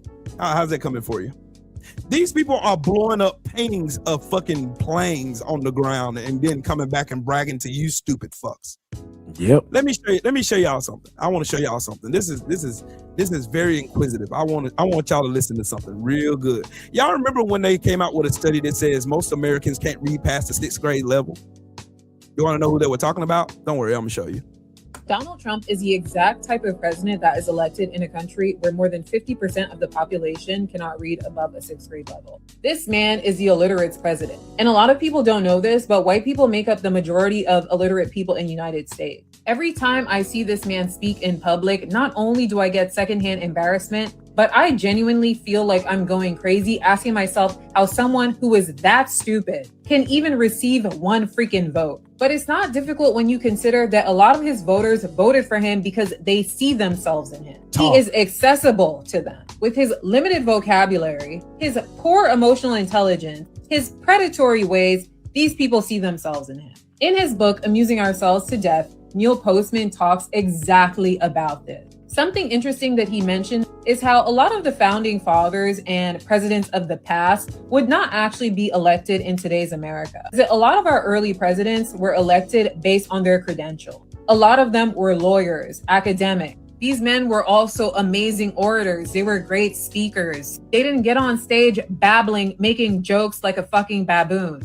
People would literally go to presidential debates and these men would be talking for hours and they had the attention of their constituents. But you cannot separate politics from entertainment in today's America. And you can see exactly that. Politics in this country is sports. People care more that their politicians are funny, attractive, well-dressed, well-groomed. They prioritize all of these superficial qualities over their actual credential. Right. People's ideas are formed by mainstream media, by television. And who owns all of that? People who cannot read and do not have access to the written word, they do not have critical thinking skills. Nope. They are more susceptible to propaganda. They are extremely gullible. Yep. They are at the will and mercy of what people on television tells them. Yep. They have poor historical awareness. Right. They literally cannot think for themselves. Nope. And this is how we end up, especially with someone like Donald Trump. If credentials were even part of the equation, this man wouldn't have been able to run in the first place. But he makes his followers laugh. He makes these people feel something.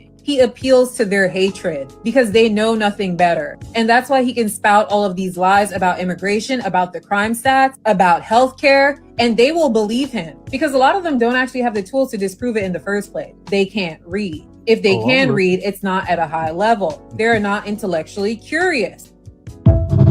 See? She's talking to you.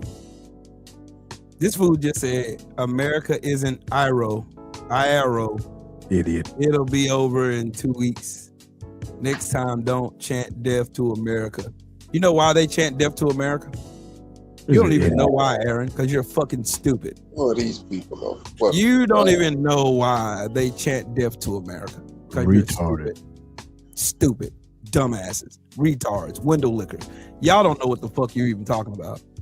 That's the wild part to me. You don't even know why they even scream death to America. Maybe it's because the United States overthrew their fucking democratically elected leader and then replaced him with a fucking tyrant who reigned over them for 27 years. Y'all are fucking dumb. It's sad, and man. y'all better get this notion out y'all head that everybody is scared of America. Them days are fucking Iran over. does not give one solitary fuck. They don't care. They are ready to die. Days are over, bro. They are ready to die. Motherfuckers been sick of this shit that America been doing for a long time. Yep. And Trump just done blew the boiling pot all the way over. They are prepared. And y'all want to know the wild part about Iran? Iran ain't even used their best shit yet. They ain't even took the good China out the cabinet. And you stupid fucks are on here. Man, see, they're bending the knee, man. They bending the knee. Y'all want to know something else that happened? The USS Abraham. The USS Abraham Lincoln had a warning shot, a ballistic missile shot right directly in front of their boat. And guess what the fuck they did? This is what you don't know. Because you don't know how I know. I have a godfather who was a staff in COIC, a 2nd AAV battalion in Camp Lejeune. And I love my godfather. He's just like a second father to me. That's how I know. What happened when they shot him? You don't know. They turned around and hauled ass and got they out didn't, of Dodge. Yes, the fuck they did. They were sitting out there armed and ready for war. They shot that ballistic missile from 387 kilometers away, showing them they had precise precision to sink that boat. You want to know what happens when that ballistic bomb they just shot into Israel that just went off and split? It had the cluster warhead on it. You want to know what happens to that boat? That boat does not survive. That boat goes down into that lake, in that water, in that ocean. It would not come back. All those troops that are on that, over 5,000 Navy sailors on that boat and Marines, dead. Going home in body bags. Yep. They're showing you we don't want to do this, but if you keep fucking with us, we're going to show you we the fuck around and find out country. We're going to show you why every successful and smart leader before you never tried us. You let that big-eared fucking Netanyahu talk your dumb ass into a suicide mission. And now you stupid motherfuckers are talking about going to a ground war. You're going to lose. With 90 million people. You're going to lose badly. You're going to lose so bad. You know that most of Iran is mountainous. You know they got underground silos in those mountains, right? With missiles, ballistic missiles all through there, thousands of them. They got suicide drones by the thousands, and they can keep buying more because they got all that money over there. That's nothing to them. And do y'all know what Iran's name was before it became Iran? They don't know. Persia. They don't know. Look it up. They don't know, Sheldon. They don't know. Look They don't know it up. history. Look it up. Been whooping y'all ass for thousands of years. In the movie 300, Persia reigned for a long time. They're waiting for the United States to fuck around and send ground troops down there so they can have massacres and celebrate. Y'all know what they're doing in Iran right now? You think they're over there panicking? Nope, they're not. They're over there going like business as usual. They ain't fucking worried about you motherfuckers. Meanwhile, you got Pete Kegsbreath on TV. Oh man, he died a quiet death. This man ordered the Navy to torpedo a fucking armless ship that all went to a fucking a little parade together. They all agreed to come there unarmed, and this bitch ass coward sends a torpedo towards that fucking ship of unarmed people. Get the fuck out of here! You a bitch. You a bitch. But see, Trill, this goes back to that conversation we had a few weeks ago when we talked about how when the rules of war and the rules of war not being followed when it comes to engagement can go both ways. All of you good old boys who are doing all of this talking and you were clapping about how we handle things in Venezuela and all of that. Let me tell you what the laws of war does, the Geneva Convention. The international law of war is the reason why they don't use flamethrowers anymore. It's the reason why we don't use certain biological weapons. Do you think that we're the only ones with biological weapons? That's why they don't use napalm no more. And some of you good old boys, you idiots, I don't understand what's wrong with y'all. I don't know if it's a spiritual thing, or maybe because you have been untouched for so long, you really believe in this Hollywood Rambo shit that you're on. These are men. All of us are veterans up here. All of us. Well, and when I'm trying to, well, my brother Trill, Will, and I are veterans. And what we're trying to tell you is, if you think a country with 90 million people, who I might say a lot of them are Muslim, if you think that we are just going to go over there with no ally but Israel in the Middle East, who's no ally but us, who's never Israel not going to go over there and fight. They don't send their people. Exactly. No. And our allies. Hey, coach. How many IDF troops were over in Iraq when we went over there to fight? Shit, I don't know any. None. Exactly. Zero. Zilch. Nada. Not a one. Absolutely nunzo. This. And then you got somebody. Many different times. Hey, Joseph, Joseph, please. I was trying to stay away from that, but since you let the cat out of the bag, I might as well go ahead and expound on it. The Iran Revolutionary Red Guard is not to play with. They're the equivalent of the Army Rangers here in America. And I'm going to leave that right there. The Red Guard. So, yeah, the Red Guard in Iran is not to be fucked with, dog. That's the equivalent of going to shake hands with a porcupine. It's not going to come out in your favor, bro. Bro, I had a dude come to my channel. I had made like a little meme of it had Trump and it had Nosferatu. That's what I call him, Nosferatu. That's who he is, though. Nosferatu. He's a fucking vampire leeching on America's blood. And it said that these two men unalived 4 times more kids than Sandy Hook shooter did, right? I had some fool come in my comment section and tell me that I just heard different. Iran did that to their own kids.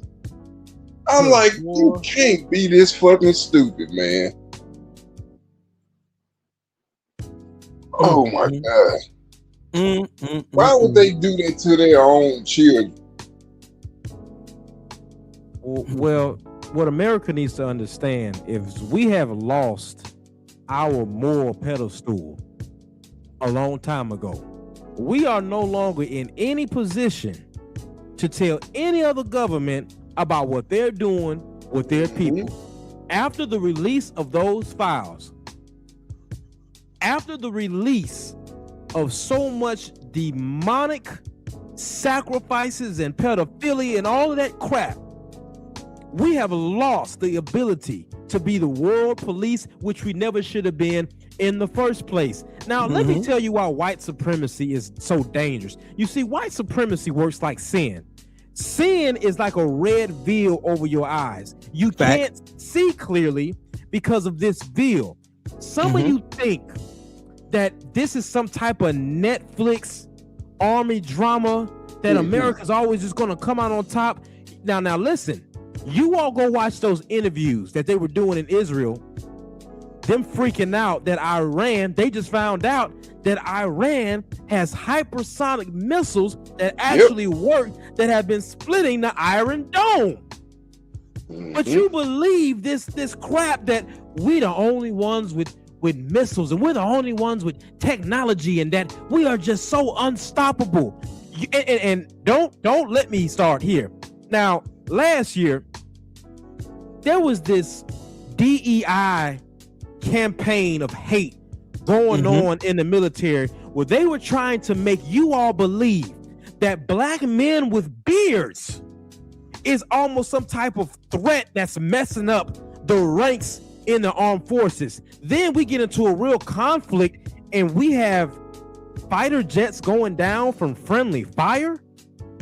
Multiple. Now, I want to know, are these pilots DEI? Well, wait a minute. You told me you all did a whole speech, Pete Hegseth. He said, we have removed all the DEI picks from the military. Finally, we have a good old boy military again, and you all are shooting each other down in the beginning of a conflict with other fighter jets that aren't even shooting at you yet? Right. Tell me motherfuckers over there. Stupid.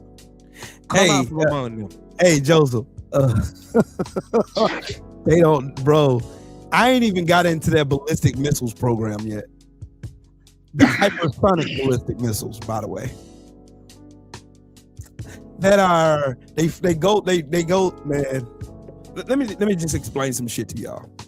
Hypersonic missiles travel so fast it's hard to intercept them.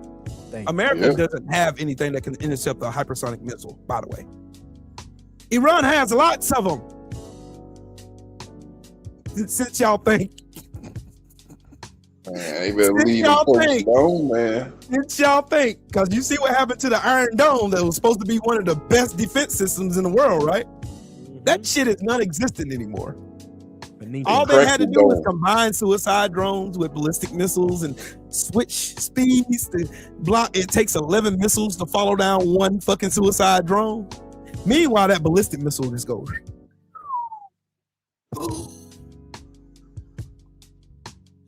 Okay. I better leave them folks Y'all alone. keep on living on that. Keep on living in Chevy. I see your comments. You don't know what the fuck you talking about because you've never been in the military. Thank you. You don't know what the fuck you talking about. America is hemorrhaging fucking interceptor systems. There's 6 different types. Do you know? Talk to him, Trill. Talk to that man, Trill. Yes, you don't, Chevy. Poor little tink tink. Don't ever think you can get in the ring box with me. You'll lose, knockout first round. Just learn something, brother. This ain't the time to be playing, talking about cap. You don't know what you're talking about. I've been to Iraq twice. How many times have you been there? Talk to that man. You're talking to a United States Marine Corps sergeant, bro. Talk to him. I walked the walk, talked the talk, and got the t-shirt. Woo. And the hat. Motherfuckers like me, motherfuckers like Joseph, motherfuckers like Coach. We know what the fuck we're talking about. We know exactly what we're talking about. You just in here listening to what you heard on TV. Oh, they said this was happening on TV. Pete Hegseth said that we're beating their ass. Sure we are. Pete Hegseth is so fucking dumb. This bitch ass nigga is firing missiles at fucking drawings on the ground. Get the fuck out of here, bro. This dude is fucking incompetent. He fired all the people with any kind of relative experience in Iran. Yep, he sure did. Cash Patel removed the CI-12, who they sole job was to make sure they watch Iranian fucking shit going on over there. Any kind of thing they have planned against America, they're on the ground watching.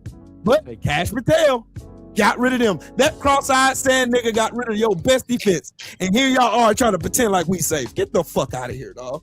Cash Patel gonna fly off on his magic carpet when it get thick. Remember, there's a bounty on Donald Trump's head, just so you know. Iran placed a bounty on their head last year.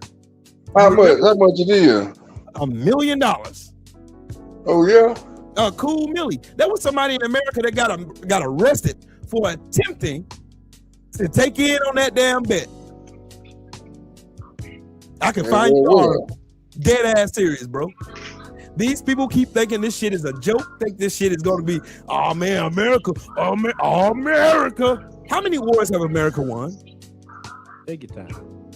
Well, they didn't win Vietnam. Did they win Vietnam? Did they win Korea? Nope, they got their ass kicked in Vietnam. They didn't win Korea because Korea's still going. Korea's still at war. That's my brother. What up? Korea's still at war. What's up, bro? What up? What up? Hey, they never been to the DMZ. I have. What? Yeah, I have. I've been to DMZ. I was out there for a year. I was out there when the 9/11 attacks happened. Sheesh. I was out there and we went on high alert and I was on duty for 20 hours a day. I got a question for y'all. I was at 12th Marines when 9/11 happened. I got a question for y'all. Do y'all think them planes actually did that? No. No, they hit the building, but they didn't bring it down. Nope. There's no I think there was a controlled demolition. It was a controlled demolition. And I'm gonna tell you why. Because y'all remember Building 7? Mm-hmm.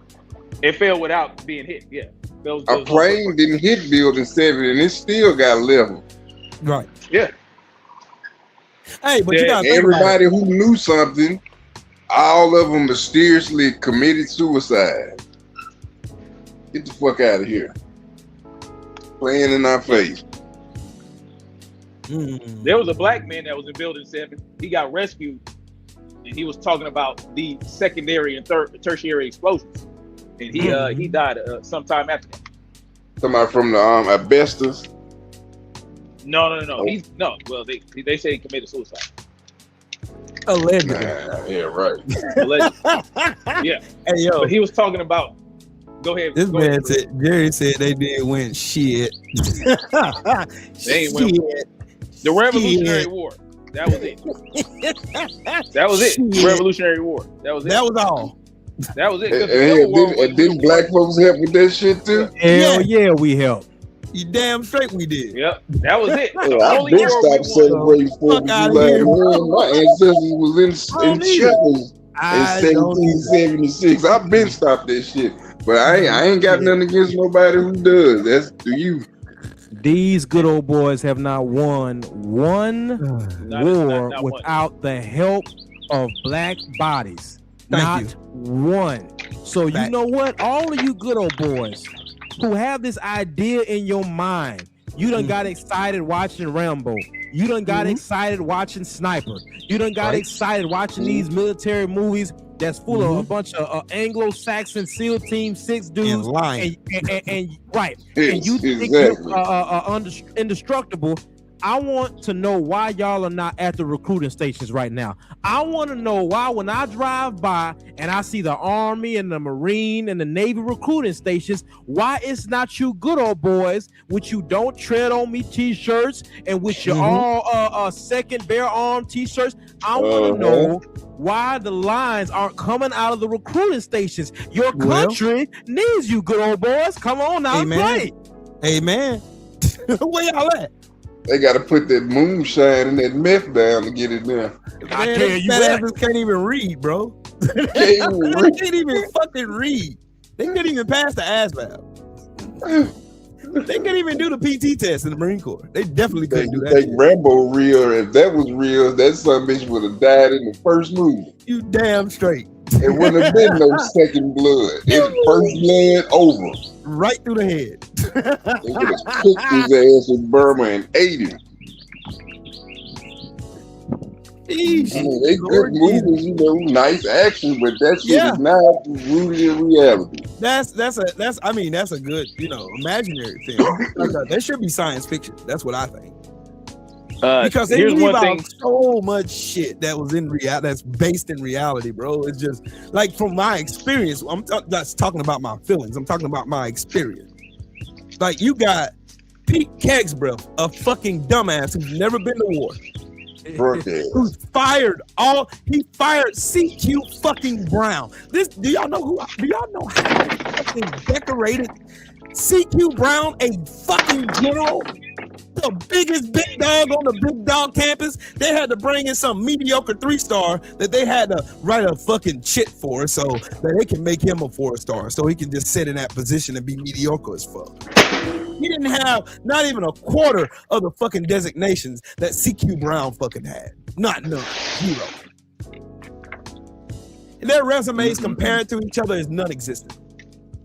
But then y'all here thinking Pete Hegseth is going to lead America into victory. And they fired all of the good people who knew the fucking job and put in a bunch of dumbasses for Trump. Straight delusion. Boy, let me tell y'all something. Jesus. Did y'all, I'm sure they don't even know that Iran took out a hotel floor. Yes. That housed multiple high-value military targets on our side. Yes. Most people don't know that. In the Gulf states. Yes. And they're taking out servers that we're using in the Middle East. Underground servers, they're taking them out. They have somehow got into the systems and they're finding out, they're tracking these people. Yep. That's what they don't understand. They're tracking cell phones. Bro, they don't even know, what I'm saying? Like Iranian intelligence, bro. They don't. Iran is not just throwing missiles around. They have sophisticated strategies that they're not telling y'all about. Bro, and they're gonna act like we over here being Iranian sympathizers. This is something that telling you could be shit a problem real for us over here because they got into the systems over here. What was that? 2024. Yep. Well, I forgot exactly what they did, but they hacked something. Hey, guess what? Elon Musk just got all of our fucking social security numbers and personal information and shit, and gave it to a fucking third party fucking contractor and shit. So our information's there. Yeah, and Israel has our information. They have a backdoor into. They have a backdoor into the military cybersecurity. So this is not going to be. See, they don't have to throw one bomb over here. Nope. They have cripple the economy. ICBMs that can come here. They can send some ICBMs. They can send some hypersonic they don't have to do that. That can come here. Yeah, but they're not gonna do that. They don't even need to. They don't have to. They don't have to. They can just cause disruption They don't even have to come over. You seen what happened with gas prices, right? Oh yeah, I just paid $4 a gallon. I just paid $4 a gallon. It's $4.50. At the Kroger station. It's $3.57 here.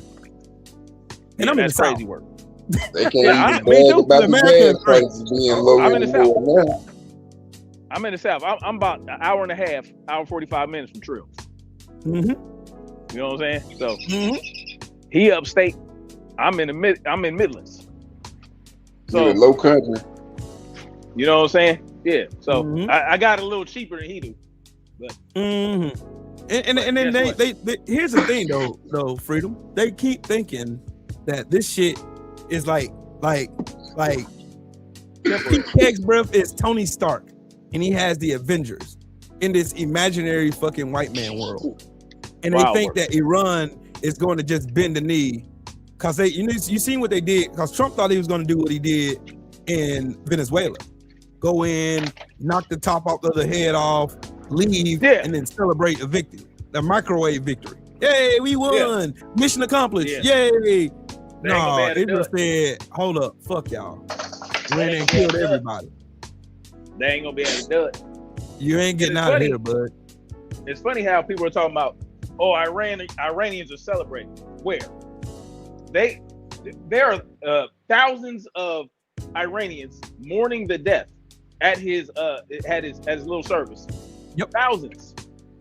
And there was Celebrating his life. Those little girls that died in that school that Israel targeted, because that's what Israel does. And then Israel blew up a oil depot in freaking Saudi Arabia and tried to blame it on the Iranians. Iran said, "No, we didn't do that, Pepe." Hey, salute to you, Coach. Man, listen here. Look here. Look here. Look here. Hey, I like Murray 922. Yeah. See?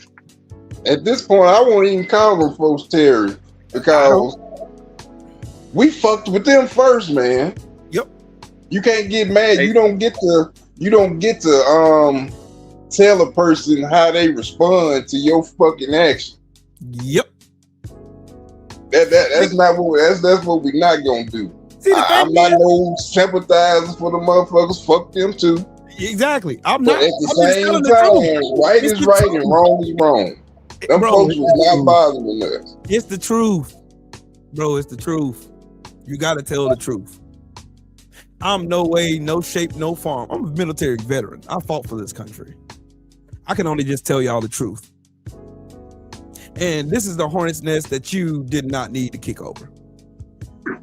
You did not need to kick over at all. Exactly. Because you didn't stop shit in Iran.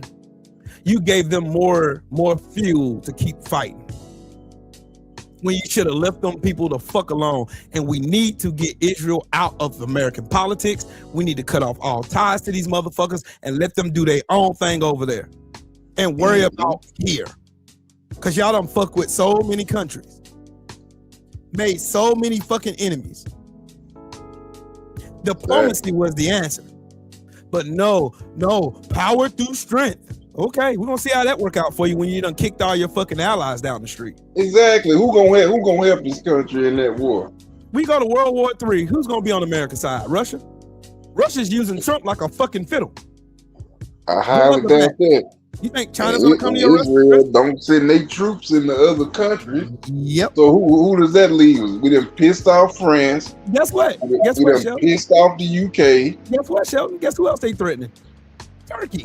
Cuba, right? No, they threatening. Oh, yeah, they threatening Turkey. Yeah. Turkey. Yeah, they threatening Turkey. Yeah. What the fuck They out of their fucking mind, bro. They're out of their mind. minds, bro. That's the reason why. They're out of their fucking minds, bro. So now this country is focused on Turkey. They have a deadline, bro. All this shit because you don't want to send out them goddamn files to prove that you a fucking chomo. And this is what I keep telling people. Listen, the cat's out of the bag with Trump. We already know Trump's in the files. It's not about him. It's about who he's protecting. That we don't know about yet. I mean, everybody knows Trump is nasty. And he's in those files. He's implicated. There's things out there talking about how he got bit by a little girl. Oh yeah, all that stuff's out there already. No, it's not about him. Nope. But you see, he's in the files and no one cares. Nope. No one cares. Nope. Not He's one. willing to throw us into a war.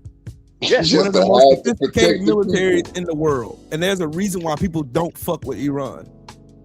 Yeah. There's a reason. Yeah. There's a reason. Iraq found out, bro. Iraq found out. And guess what? The Yeah. United States was sending money and weapons to both sides, instigating the fight. Yep. Real shit. That's how they do. Look at the 8-year war that they fought. That's how they do. Look at it. Dead ass serious. That is like, what and we then do. y'all think this is gonna come out like, oh, America's gonna be the big strong hero. Born in the USA. No, the fuck it ain't. Well, that's the point. That's the point of curating all these issues. That's the point behind proxy wars and all that stuff. But proxy wars, those don't work anymore. Nope. Those proxy wars that we have been initiating and instigating and. What does Turkey have that this motherfucker won't? They want to look right tough. because they're not cooperating. They why want to look Turkey tough. though? Turkey. They want to look tough, Shelton. America wants to look tough because you have a bunch of fucking imbeciles. A bunch of imbeciles. If you don't get with the program, we don't come after you. Well, guess what, Trump?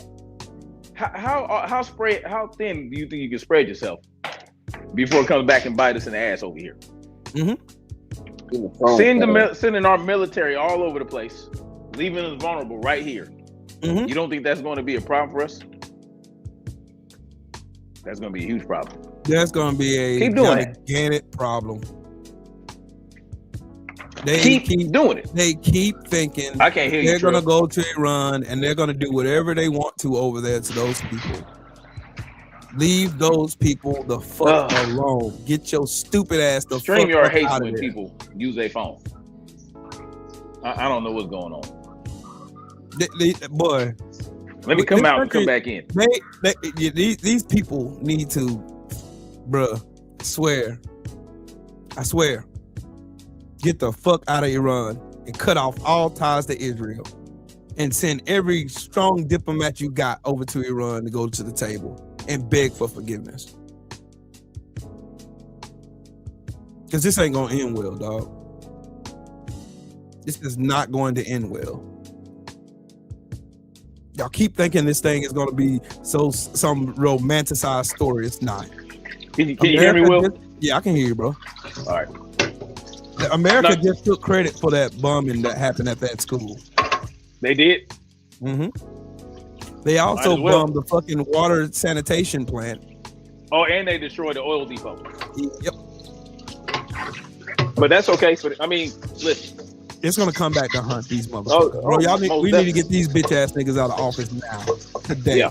These are no more fucking around. And the world's fucking livelihood is at stake. All of it. All of it.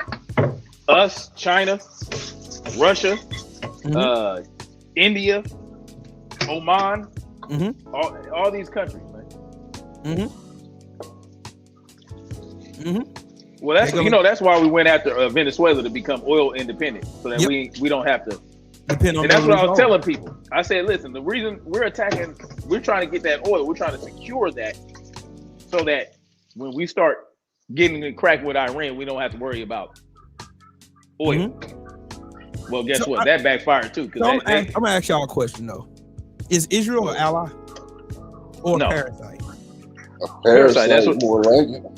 That's why I call him Benjamin Nosferatu when I do my parasitic.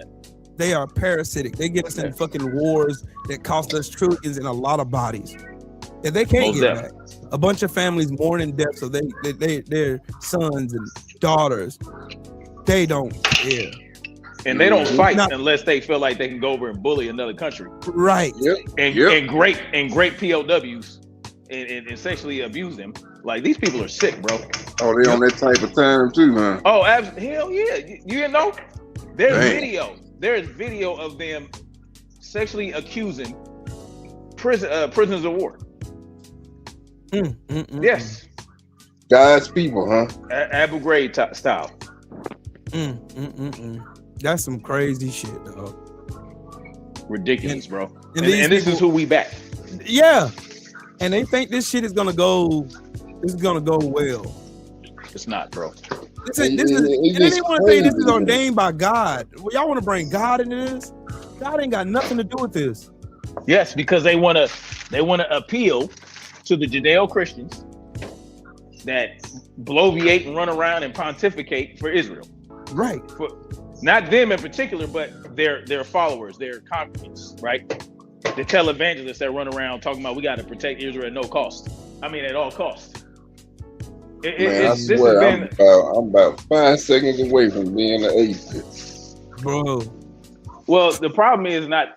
See that's what they want. They don't want you to have. They contaminated the religion. That's what the problem. They don't want you to have faith. There's nothing wrong with the faith. No, it's when they twist the faith to continue their machinations, to control and rule the world. That's what it's about, bro. It's not about the faith itself. It's about how they're using people's belief in the faith and other people's faith to allow them to get away with what they're doing. These people are disgusting, man. Absolutely. They are disgusting, bro. Disgusting. What the hell? Disgusting. And then Trump has the audacity to get on the stage, the caucasity to get his goofy ass on the stage and say, "These people are savages." Wow. What? Well, that's what they did to the Native Americans. That's what they did to the Africans and the Indians. Yes. This is their MO. Yes. They run around incestuous, raping each other, raping and pillaging other people, and they call us savages because they wear frilly clothes.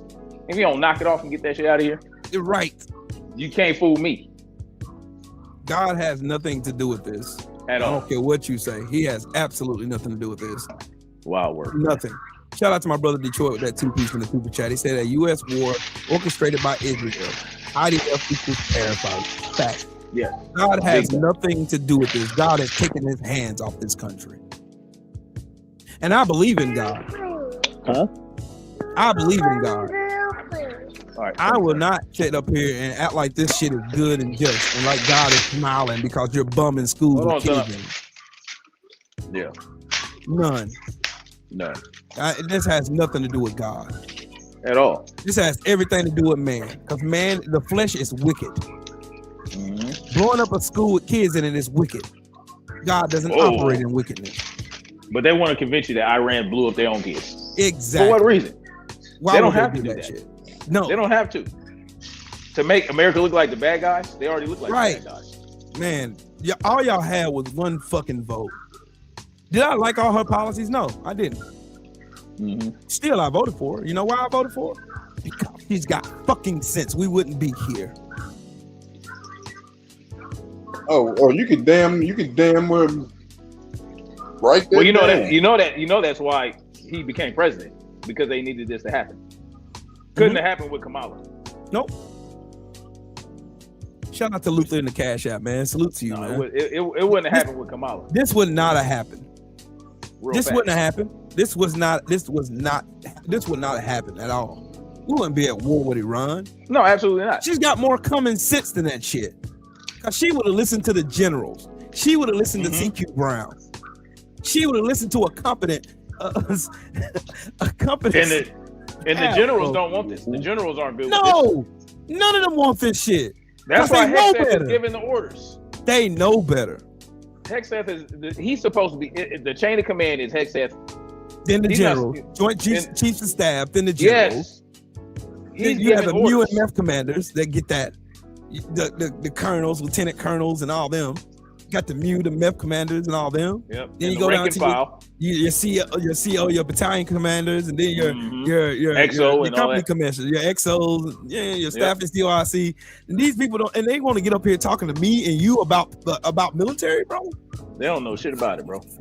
They want to talk They play Call of Duty. Come on, man. That's got to be enough, right? I played Fortnite for Davey, and I know exactly what the military is. The Joint Chief of Staff. The Joint Chiefs of Staff are supposed to advise. Yes. And they're supposed to give counsel They're supposed to tell Trump this is not a good idea. They're supposed to let Trump know because they have decades of experience. Yes. Over 100 years of experience. Over 100 years of experience between them. They know about Iran. They know, look, you can't just do this. You can't. They know, listen. And you know what's funny? People think that the U.S. and Israel are the only countries with a spy network. Right. Like everybody has we're the only ones with a sophisticated intelligence network. We're the only one got CIA and DEA. We're the only one here with FBI. No, the fuck you ain't. What, you heard of Interpol? Interpol, yep. Interpol, all that. The KGB, listen, bro. Yeah. How do you think they found out where those high value targets were at that hotel? Exactly. Intelligence. But then you have goofballs who don't know what they're talking about. They come in our chats and infiltrate our chats with ignorance and don't know what they're talking about. And they claim they know what they're talking about and they don't. Not a motherfucking thing. And now we're in a fucking hornet's nest. Yep. And you got the stupidest, most incompetent and arrogant, most dangerously arrogant son of a bitch. You don't know what they're talking about. The level of hubris. Dumbass. The level of hubris on that man is just straight stupidity. Running around, and then his Pete Hegseth and them running around talking about we trying to make Trump look bad. That's their biggest concern in this whole mess. Is trying to present Trump like he's some type of genius. Mm-hmm. Oh, y'all just trying to make Trump look bad, but you're not disputing what the press is saying. You're not disputing what the press is saying about what's going on over there. When we bring up the reality, when the media brings up the reality, you say, "Oh, you just trying to make Trump look bad." But are they wrong? Nope. Are they wrong? Though?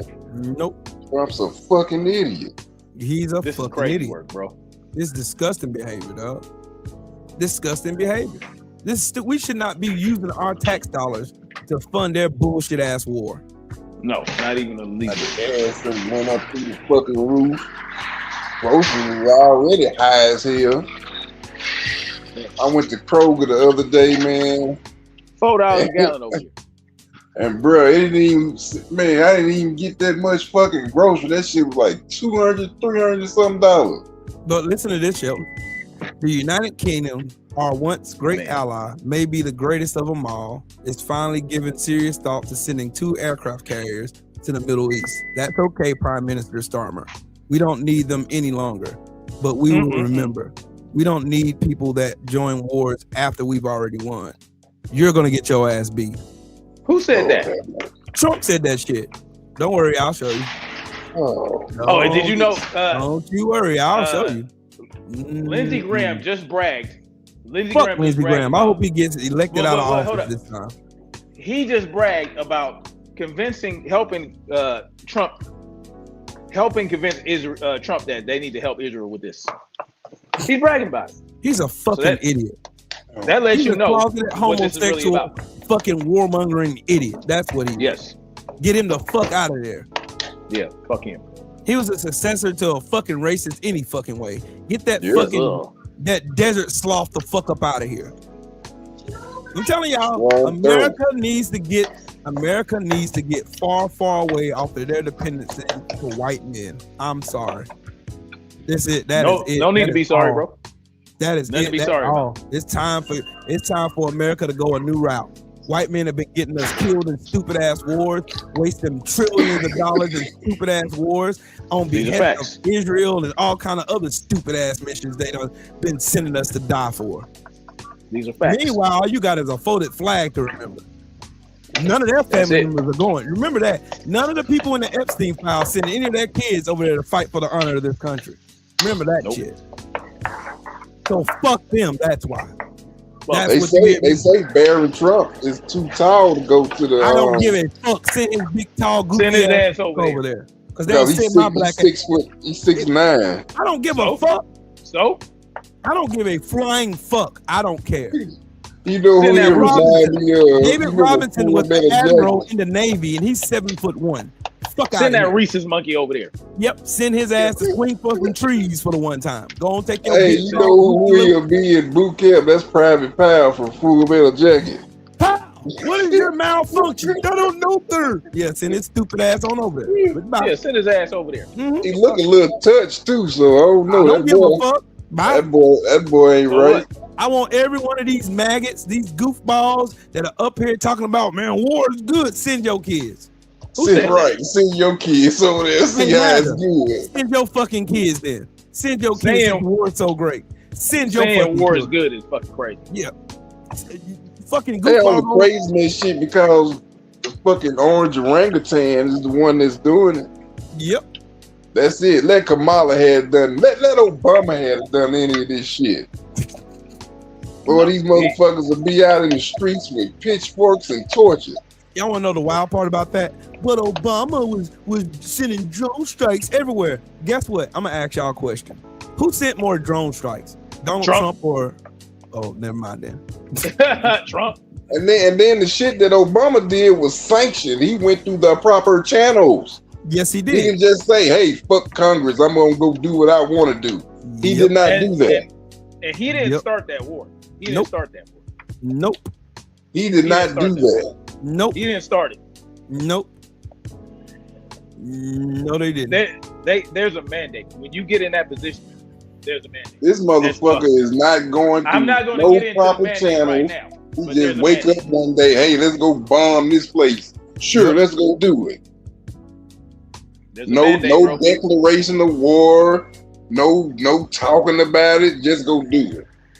There's a mandate. Let's go to Venezuela and kidnap their president. Yeah. The fuck out of here. How did that work out for us? Isn't Maduro's regime still in place? Yep. Isn't his vice president now the president? And she's doing whatever the fuck she want to do? Where is this uprising that people were talking about? Everybody was coming to my channel. Oh, there's an uprising. They're gonna protest and riot. They're gonna civil war. Nothing happened. Right. Where's the opposition party? The opposition party is so heavy. Where are they at? Right. Where's Machado's people? Right. Where's the opposition party at? Business as usual. Yeah. Now they got this kangaroo court for Maduro. Yep. But I thought he was sending fentanyl over here. Why y'all charging with slanging cocaine? Yeah, but he just pardoned a dude who trafficked 400 tons of it here. Yeah. One Orlando Hernandez trafficked 400 tons of cocaine here. Yeah. And most of the Republican Party. Most of Venezuela's cocaine is going to Europe. I don't want to hear this damn, they're two wings off the same bird conversation ever again. I don't. Even though they got some similarities, and Well, Trill, you know how I feel about that. I'm an anarchist with you. I'm right beside you, dog. You know how I burn the feel whole about shit it. down. But at the same time, I got to keep it a whole 100. They ain't the same though. They got some similarities though. Well, they can't be the same. Otherwise, it wouldn't work. Exactly. They can't be One's the good cop, one's the bad cop. Both of them are cops though, and we all right. right? Switch roles every now and then. You are exactly right. Exactly. That's what I'm saying. Switch roles. And you understand the whole sentiment behind the reason why I just said what I said. I do. But I'm an Mari, exactly. Burn that shit down. They don't want to help the poor people, but they got money for that's war. how me and Trill. They got plenty of money for war. That's how me and Trill got so cool. Hell yeah. That's how me and Trill. We was having a conversation about two wings of the same bird. He convinced me. Damn it, he got to sell me shit else. Convincing. I have been convinced. Shit. This shit needs to go away. I know after this shit, after Trump ass is in a box, after this whole MAGA dumbass shit is gone, this whole this Congress, Senate, Supreme Court, I got a plan, bro. Constitution, all that shit got to go. I got a plan. I know how we can do it. It takes time, and you can't do it. You can't snap your fingers and make it happen. But nope, you gotta get the people on board. This is a lot of work. It sounds simple, but it's a lot of work. Yeah, and that's the funny thing. When I tell people I'm an anarchist, they think I want utopia and roses and strawberries all over the place. I'm like, no, bro. I know it takes work. It takes work, bro. You don't have roses and strawberries. They think I'm an idiot. They think I just live in some type of fantasy. No, you got to bro. You got a plan.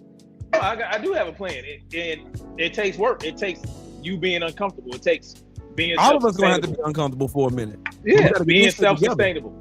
But we don't have to be too again. uncomfortable. This shit can't happen again. No, it can't. You ain't got no. I tell you what, you ain't got no teeth in the fucking Constitution. You ain't got no teeth in the federal courts. You ain't got no teeth in the Supreme Court, because Donald Trump is just looking at them fucking court orders and saying, "Fuck y'all, I'm gonna do what I want." Well, that's what I was saying. Where's the separation of powers? You don't have exactly. There's no checks and balances. Checks and balances, right? The executive branch has all the power. Oh, now we having the conversation I've been waiting for right now. Oh, the executive branch has all the checks power. and balances. Ain't no checks and balances. Nope. The executive branch. Three co-equal branches of government, and we only have one. We only have one that has all the power. You know why? We in a monarchy right now. Yeah, they run the enforcement arm of the government. Yep. Who's going to arrest the executive? The executive. Nobody. Exactly. Arrest. Right. Arrest. Go arrest yourself. You know how the Trump cops is. controls. We're going to investigate ourselves and find we're not guilty. Yeah. Yeah. Now Congress and the Senate, they can do investigations. They can. Special prosecutors and all that, but they don't have the power to arrest anybody. You remember when Merrick Garland, they subpoenaed him, right? Yep. He said, "Fuck your subpoena," and they held him in contempt. Yep. Who is going to have himself arrested? Yep. You know what I'm saying? Like, he's the attorney general. Like, he's part of the judicial branch, but still, yep. Is he going to press charges on himself? I hereby charge myself of treason. There is no checks and balances. Bro. It's this shit. You know what I'm saying? This shit gotta go. It's a clown show. It's gotta be an oversight. It's gotta be oversight. Civilian over the Supreme Court. It's gotta be oversight oversight over the executive, judicial, and legislative branches. There And is guess no what? fucking entity of our government that should operate independently. None without oversight. There should not be not one. It should be a fourth branch. You know what the fourth branch is unofficially? I think There is. the media. It's called the media. There already is one. Yep. And there's But the they've been fifth bought branch. and paid for by billionaires, so we don't got that no more. Yeah, and there's a fifth branch too. It's called the Special Interest Groups. Yep. That's the fifth branch. That's Citizens United and the Heritage Foundation. Yes. And APAC. The fuckers that wrote that goddamn and Big oil, big pharma. Yep, big pharma, big oil, all the people who go and make our laws, so we have to pay for everything that they go and waste. The banks. Hey, did you hear about BlackRock getting ready to sink? So who? Who? They getting ready to sink. Oh, they can't sink. pay their investors. Oh, too bad. Too bad. What's so about bad. to sink? That's the reason the housing market is in the shape it's in right now. Oh, the housing market. They fucked up. But you know what that means? That means we can the start single buying family houses. homes are being bought up by BlackRock. BlackRock can't pay their investors. Let it sink so that we can go buy our houses back. Please let it sink, and I mean fast. And as soon as it do, we need to go buy the land. Yes. We need to buy up land. Listen, what we need to do, y'all. We need to come together. We need to bypass the banks. We need to put our money together. We need to buy land, straight up cash. Yep. You just send a white man over there. Just recruit a white man. Yep. Have him do all the shit up front. Facts. You know what I'm saying? And then move your black ass in there. They're gonna look at you like, what? Oh, you ain't know? That's our partner right there. Yeah. Buy the land. This is what we need to do, y'all. We need to make that land self-sustainable. Yes. Regenerative farming. Yes. Solar panels. Yes. Septic tanks. We Yes. need to get it suited and booted. Yes. So that when we say fuck off, we're not paying your property tax. We're not. Yep. We're not doing that. Yep. Fuck off. You get enough people to do that. You know they did that in Canada, right? Yes. In Canada, I forgot which province it was. The energy costs were going way too high, right? They said, "No, we're not paying it." The whole town. Yeah, I remember you had said something about that on one of your lives. Yeah, the whole town refused to pay their energy bills, and guess what had to happen? They had to lower them prices. They had to lower the prices. They had to come to the table and be transparent about why they were charging prices. See, the problem is with that though, bro. And I gotta be the bad news guy. Gotta be a big, yeah. White people. Well, yeah, big fact. White people. Yeah, that's the difference. But see, that's why that you is the got problem right there. You got The blacks, They want to hold on to this imaginary fucking power they so-called have so bad, right? That they're willing to sink this country and rule over the ashes. And that's what they said. That's what they said in November of 2024. That they rather sink this motherfucker to let that colored woman take the reign. Yep. That's true. That's exactly what the fuck they Obama said. left a bad taste in their mouth because they seen how prolific he was. But what did seen they how do about it? educated- Let's they be can real. Exactly. What did they do about Obama? Not a motherfucking thing. Nothing. What happened? He Nothing. served 8 years. Yep. And whether the left-right paradigm is bullshit or not, the people on our side, the proletariat class, right? They didn't do shit about Obama. Nope. They didn't do shit about the lockdowns during COVID. Nope. They didn't do a motherfucking thing. Nope. They didn't do shit. They sat they fat asses down there. They went out into the woods and shot some turkeys and all that. They ain't do a motherfucking thing. Right. They ain't do shit. What they gonna do? Gonna happen with it? Nothing. What you gonna do? Nothing. Nothing. You just gonna be there and just whine and complain. That's it. They'll attack us. They'll attack us on the same level as them. But guess what? We're gonna be ready for that. Let them try it. Mm-hmm. Let them try it. If you ain't with the program, leave us the fuck alone. See, Joseph, Go over there. you talking my language, big dog. You talking my language, big dog. Yeah. You talking my But that's language. how you gotta carry it. Self-sufficiency is the key. Self-sufficiency. But you gotta have communities that are willing to be self-sufficient. That's the problem. Yes.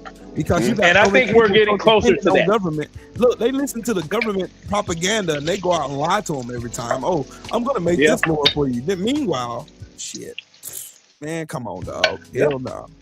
John, what you over there cooking? I think that me. Tell no How that you know I'm fried cooking chicken, dog. Nah, that ain't me. I'm making tacos, man. I'm making tacos. That's Freedom March over there cooking tacos. What's up, Kelly? Yeah, I'm sauteing some bell peppers. That's what I'm about to go do here in a minute. My father-in-law's birthday was this past week, so they're having a party for him. So. Happy birthday to him, man. Yeah, I'm gonna go out there in a little while. I still got a few minutes to go till my wife gets dressed, and then I'm heading on up out of here. Salute to him, brother. Hey, yeah, I had to order. I had to order some tires today because my damn tires on my car. I'm so glad I got 22s on my car. Thank God. Praise. Cadillac on 22. Yeah, $538. But yes, self-sufficiency. That's how much the tires cost out there. I wish, man. That's a set of tires for my car, Lexanis. This is Trump's economy, bro. Yeah. I know. I know. I'm saying that's cheap.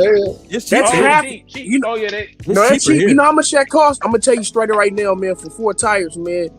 I mean, out here in California, man, it's gonna run you about $1,200. Yep. Oh yeah, most definitely. Hey, it was worse when I had 24s on my truck. Right. So, you know what I'm saying? I live in Cali. Yeah, man. Yeah, man. No, I'm for real, man. That's just on the low end right there. I'm talking about like 200. If you want to, I'm from the Bay Area, man. You know what I'm saying? I'm just telling you how it is. The cash out, man. Thank you. I appreciate you, my You brother. know what I'm saying? It's out here, man. Oh, LA for sure, family. You already know, man. You see how the From gas the prices town. starting to tick up. You from the Yeah, town? I don't live in Cali no more. How much y'all gas out there, Kelly? Yo, bro, I'm on my way, bro. Too, bro. I'm probably I'm probably like 4 or 5 months away, man. I'm moving to Georgia, bro. You know what I'm saying? We got the plan set in effect. Come on down. We got the plan set in effect. Come on down. So I can go Yes, it's happening, bro. So I can go lock It's in happening. and go drive on down to your crib. Oh, for sure. Give me a reason to put some miles on the car. For sure. Bro, get up out of there, bro. You know what city I'm looking to head to, man. I'm probably gonna settle down there, but no, for sure, it's already in effect. I already started selling off shit. No, I'm going to South Fulton, bro. Oh yeah, that's a good place to go live. Yeah. My That's auntie don't live there. Just No, I ain't going to Atlanta, bro. I got family That's out there, man. You know what I'm saying? I already know. Atlanta. They outside. You already know about it. It's outside of Atlanta, but I already know. Yeah. But that's a good place. Yeah, my family, you know what I'm saying? My mom, father's side of the family, they already from Georgia. You know what I'm saying? A lot of my family that had relocated to to Detroit, they were from Alabama and from Georgia. Already started coming back as well. You know what I'm saying? They back in Alabama and Georgia and stuff. So, you know, most of my family, though, I mean, if you guys have ever heard me talk on my channel, most of my family is actually from Texas. But I got a large contingency of family that during the Great Migration left Alabama, Georgia, and North Carolina, and then went up to places like New York, went to Detroit, went to Chicago and Ohio, right? And also Philadelphia, right? So some of my family that was in those different locations already started to relocate back to the Southeast, right? Right. And so, yeah, even though most of my family, because my mom's mother, you know, she was from Texas, right? They're from Huntsville, Texas. And then if you go to my father's side of the family, you see my profile pic, right? This is my my great grandfather. Man, I was telling you about. I'm a descendant of the Texas Slogan Massacre, right? Yeah. Right, down in 1910 Slogan Massacre, right? This is my great grandfather, Jack Holly. He was what his side of the family. Why it happened? Why it jumped off? Because he was a businessman. He was born into slavery, and after slavery, right, he got out, and other members of my family, right, they, but by the farm, created their own stores and everything like that. White folks even shopped at the stove and stuff like that. And white boy got jealous, set it off. So you see, 1910 Slogan Massacre. You see that Atlanta massacre in 1906? My great grandfather Perry Johnson, he escaped there and moved up to northeastern Georgia. That's where my family took roots. Okay, well, we'll find out when you start digging, dog. That's crazy as hell. Yeah, but what about black on black crime, y'all? What about black on black crime? What about black on black crime? That shit is a fallacy. I hate that too. I see for sure. It is a fallacy because I've actually seen some Asians say the same thing. Latino, I'm like, crime is in proximity. Because if that's the case, white people kill more. White people kill more white people. Yep. Latinos kill more Latinos, and Asians kill Asians. That's what the way it is, right? Yep. So if you want to see white on white crime, watch Breaking Bad. Yes. Oh yeah, we see it all the time. Yes, we see it all the time. But what it is. What y'all was talking about, right? I said I think that it's imperative for black folks to you got options. If for everybody black gonna stay in America, I think you need to relocate back down south. Something that's already happening naturally. And for those who are going to leave, you need that. You better have a plan. You know what I'm saying? Don't just get up and leave without a plan. There are some who are leaving, but for the most of us are gonna stay in the States. And I think you should move south, man, where we can actually have some type of refuge, and then we can build from there, man. But if you're not willing to do that, don't complain about anything, because I'm trying to tell you, we are alone. I mean, I think America has told y'all over and over and over again, we have no allies. I'm sorry. I know that to some of y'all are cool, but at the end of the day, as I'm talking about as a block, we don't have no allies. Not here. Not in the U.S. There's no BIPOC. There's no fucking BIPOC coalition going. There ain't no black and brown shit. There's none of that shit going. Fuck all that. Nah, fuck that. Man. Let me give y'all a little history. Not happening, bro. Let me give y'all a little story. That shit is not happening here, dog. That shit is Let me give y'all a little story about black and brown. When I was in L.A., I got out the army. There were riots. There were race riots at the high schools in L.A. That's why I just Hamilton High, Washington High. I had to go up there. I volunteered to go up there to prevent Mexicans from terrorizing black folks in the high school. They also, the redistricting you were talking about. Guess what? The Democratic Party redrew district lines in LA so they can get the Metro link down Crenshaw Boulevard. What that did was shut down hundreds of black businesses up and down Crenshaw. They drove them out of there. And guess who was on the boards to make those redrawings happen? Mexicans. Mexican council people. My aunt lived off Crenshaw and Martin Luther King Manor. Yeah, I grew up off of Crenshaw and Slauson. Oh, for sure. You spent a lot of time in Mama's kitchen there. Oh yeah, most definitely. Listen, my family. So my first cousin, I got first cousins all down LA. Oh, yeah. So yeah, I got family that live like 5 minutes away from FC, bro. I mean, seriously, like 5 minutes from FC. Yeah. Oh yeah, they fucked off, and that's what allowed the gentrification to happen in the Crenshaw district when they shut down all them black businesses. Now we were able to keep some black businesses open around Leimert Park, but they bring that light rail down. That light rail, they get ready to completely get that up out of there. Get us up out of there though. With the light rail going through there. Oh yeah. The gentrification that's going on over there. Wow. So, yeah, and a lot of them, like I said, were brown people. A lot of those people that helped make that happen because they want to didn't have assimilate enough voting power. Bad, dog. Yeah, they didn't have enough voting power to get that Metrolink down there, so they redrew district lines so that they can get it passed, so they can get that shit passed. Hey, I got a question for y'all, bro. I'm glad y'all are up here. I got a good question on it. The question is, the next United States president, what should be their number one priority? I say Bring the troops back. The number one priority is ending this bullshit in Iran. Yep. Yes. That's number one. Just cut bait. No, cut bait. I don't care how it ends. Cut bait and just go. Leave. Get the fuck out of there.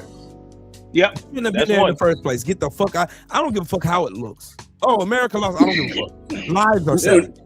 Hold on, not just there though. Not just there. We need to get out of Latin America.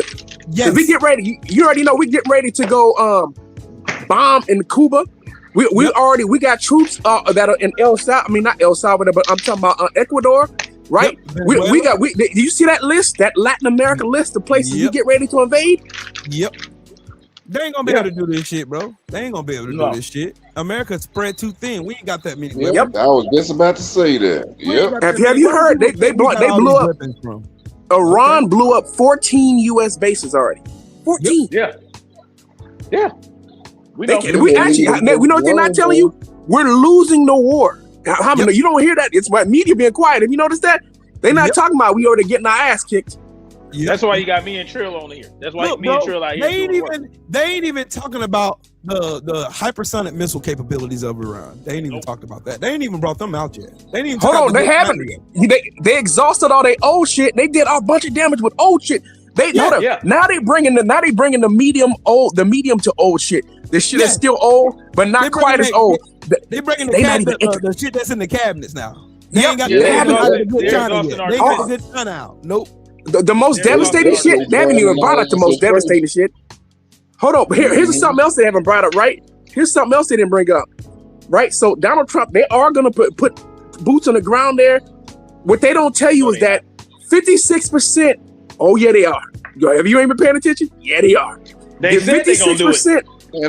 I know. So that's what I'm saying. Yep. And I'm saying 56% of Iran is mountains.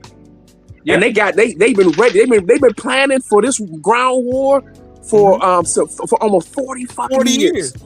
40 years. They knew the writing on the wall. Yep.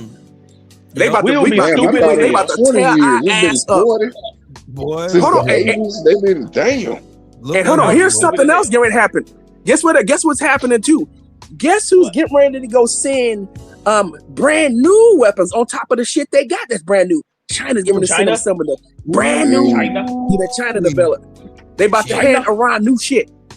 China and Russia just announced that they're going to send. Guess who about to tag in? They about to give them some new shit. Yemen. Yep. Yemen's about to tag in. Oh, but guess what happened to Saudi Arabia, right? So Saudi Arabia was pro the United States, but you know what happened? Did y'all know that the Shia and Saudi Arabia has been threatening to topple the government? And so Saudi Arabia has decided to bow out. Yeah. The region's quiet. Israel bombed their oil depot and tried to blame it on Iran. That's a fact. So that's what led to that. Damn, so we really ain't got no fucking the region is bowing out, bro. They thought the region was gonna start helping. They started to bow out. Man, I hope he don't put troops on the ground. We already lost, bro. Man. They're gonna get blended up, bro. They're not gonna do that. He's posturing at that point. If he does that, he's the dumbest president ever. Well, he has, man. I'm telling you, he's gonna do it, bro. You know why he's gonna do it? Because Bibi Netanyahu has been pressuring him behind the scenes. Yes. I've been reading the Israeli Times. I've been reading all the shit going on. He has never said no. He has never said no to Netanyahu. Never. What does this man have over this country that he got videos of him fucking kids, bro? Blackmail. He got videos of him fucking kids. Yes, blackmail, homie. Damn. Blackmail. That's what I'm they like, have. bro. It'll be just I guess I don't know. I guess I ain't on video fucking little kids. Do y'all understand now why we don't need government? I would tell him to send your fucking troops over there. Yep. This is why we don't need government running our lives. Because of shit like this. Oh, fuck, man. Now, what's the second priority? Will gave the first. The second, for me, is to abolish the IRS in the Department of Treasury, right? And decouple from the Federal Reserve, and go back on the gold standard. Right, factuals, so they can stop making dumbass decisions. Yes.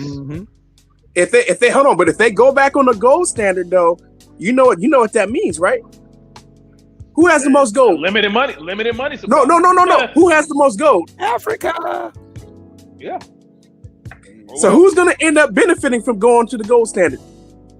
Africa. Oh well. That's what I'm trying to say. Table turn, bro. But hold on, but now that you just said that, who has 18 of the fastest growing economies in the world? Venezuela has one of them. No, Venezuela has an abundance of gold, but Venezuela does not have more gold than Africa. Not even close. No, they do not. You know who has more gold than Venezuela? Congo. Congo, yep, the Congo sure does. And guess who else has high levels of gold? Nigeria and Ghana, right? And Togo and Benin. And they just found $1 trillion worth of gold in Uganda recently. I mean, I'm just telling you straight up. If we do resource war, it's Africa. All that's day. True, it's not even close. That's true, but they don't. That's because they've been mining in Africa so long, they can actually quantify it accurately. They can't do that in Venezuela. They can't. Hold on. I'm glad you brought up Venezuela, right? You know why? Did you know that Donald Trump, because Delcy actually sold out Maduro, right? Guess what? She gave us there's a lot of illegal mining going on behalf of the United States right now. Donald Trump is actually controlling Venezuela's economy. He made her sign some type of legal document which gives the United States control over all the resources in Venezuela. Really? They get a tiny cut, but America benefits the most, or the wealthy people in America benefits the most off Venezuela. I can send you the article. I can send it to you. I thought I sent it to you. I thought I sent it to Will. And I sent it to YouTube. Oh yeah, send me that. Cause I got. You sent it yesterday. Y'all be sending all kind of good ass shit. I'll be reading all the time. Hey, give him my email. Give him my email, bro. Give him my email. Cause Delcy fucking up, and she doing that. Yeah. I'm so glad I'm surrounded by educated brothers. Though. We need to have a conversation about that, nigga. Cause yes, sir. We can't be doing that. Yes, sir. Yes, sir. Yes, sir. I am so happy to be surrounded by educated brothers. I'm so happy. But I'll tell you this, bro, right there. Even like Latin America is full of minerals, and so is Canada. But I'm just telling about based off the deposits that they can actually, they have material where they can read where they have material where they're able to read where the largest deposits are, right? Yeah. Africa, bro, all of it. Most definitely. No, and hold on. I want to understand though. The Americas is also full of a lot of resources, but not no one's close to Africa when it comes to resources. Not even close. The richest country in the world, it's Congo. Congo has way more resources than everybody combined. Dang. No, I shouldn't say combined, but I'm just talking about they have like something like 40% of the world's minerals. And they have in abundance. Like if you're talking about cobalt, no one's even close to the Congo in cobalt. Congo has gold, it has selenium, it has platinum, it has uranium, it has you name it, like every freaking mineral you can think of is there, all of it. And Congo is vast on top of it too, right? And so what's happening now is, what's happening now is, like I said, if you look at the 18 of the fastest growing economies in the world are all in Africa. And so what's been happening is that which happened. That's why you saw Marco Rubio too, right? You heard Marco Rubio. That's why Marco Rubio talking about when he spoke in front of the a bunch of European countries talking about we need to start doing more Western imperialism, right? We bring that back so we can continue to dominate the world. And Marco Rubio is who's acting like a Spaniard because that's why I said that's why if you look at how the Cubans act in Florida, right? They're more in line with Spaniard thinking than they are with being a person from the Caribbean. But those people were the slave masters. Marco Rubio descends from the slave masters of the Africans. If you speak to Afro-Cubanos, they do not think they don't hate their government the way that the quote unquote white Cubans do. The white Cubans are anti-black as hell. If you look at the Floridian Cubans are hella anti-black, bro. Well, I just literally showed the text messages that came up from that little Republican group talking about killing nigga this, killing nigga that. Yeah, bro. Yeah, these folks got a problem, homie. They got a big problem. Like this, Keep the an whole old reason for this nigga video today, bro, downstairs. is because they always want to tell that lie about, oh, we got the BIPOC community, the Black and Brown coalition. There's no coalition. Ain't no There's no goddamn coalition. coalition. There's never There's been no one. coalition mixing with It's that black bullshit. people coming in to rescue your ass after you fucked up and chose white supremacy. That's how I always Mixing been. with that. That's what I'm so and that's proud what of they black told folks about. for not getting involved in this shit. I am Hell so yeah, I proud. am so proud of my people setting y'all black asses at home. Get your Sit at ass home. down. Get your mental health together. Get your plans together so we can get our shit together. That's what we need to be doing. That's Sit damn down. right. You don't need to be out here defending shit. Let these people, they wanted to vote for, I will vote for Donald Trump. Vote for him. Cool. Have fun over there. Let me know how that come out for you. You got it. Vote for this. Yes, you did. You got it. Yes, You did. Yes, you did. He told you what he was going to do. He told you. He told Ain't you like you motherfucker. didn't have no clues, nigga. They told your ass over there with those mass deportation signs. Told you, and you thought it was gonna happen to you. Oh man, they're worse over here from mental health asylums and all this shit. They're sending rapists and murderers. He's still saying the same shit. You know what we need to do though? I'm telling them right now. You know what black folks need to do, since black people need to understand, like I said, globally, the rest of the world has placed us at the bottom of the global caste system. Mm-hmm. We don't have no allies on Earth. I want to repeat this again. We have no allies on Earth. So Black Americans need to work with the black people in the diaspora, and we need to work with the continent, and we need to be doing business together like that. I'm talking about globally, and making sure that we look out for one another. And we have to be first priority. And I think Andrew in the chat room was saying, what about Ghana? Ghana's got a whole bunch of shit, a whole bunch of projects going up, a bunch of buildings going up. There's a bunch of stuff going on in Burkina Faso. Trust me, I've been part of calls. I'm talking about I'm part of calls that are not online, right? And I'm hearing about and seeing all kinds of shit where if you have certain skills, your ass can get a government contract right now. A lot of folks have no idea about a lot of the shit that's going on in Africa, and they're trying to give contracts to black people in the diaspora and trying to give you an opportunity to get rich instead of looking towards Chinese and Russian investors.